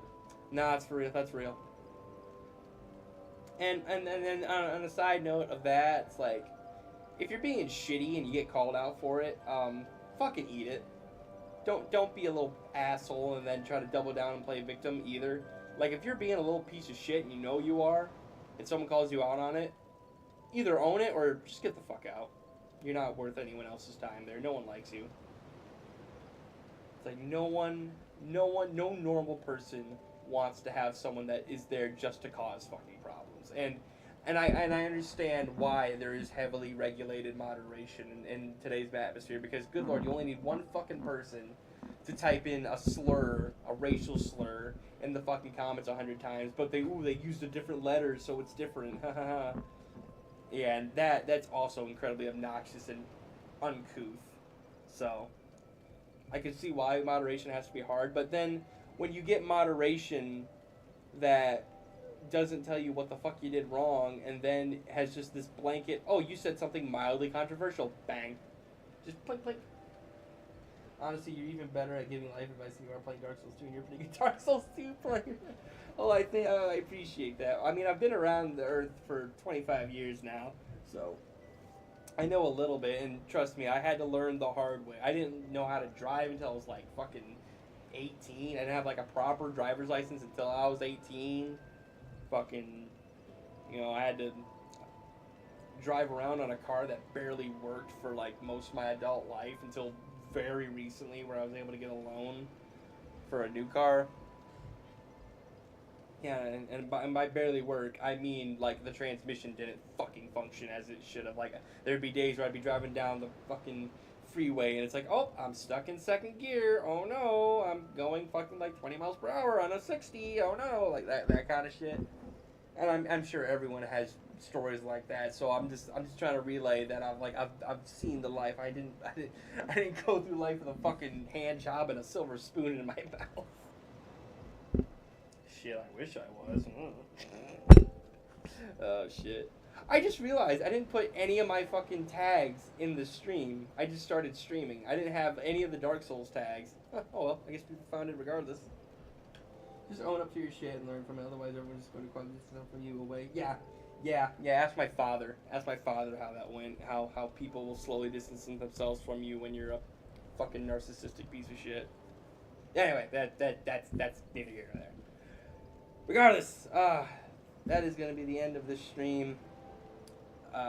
Thank you so much everyone for watching.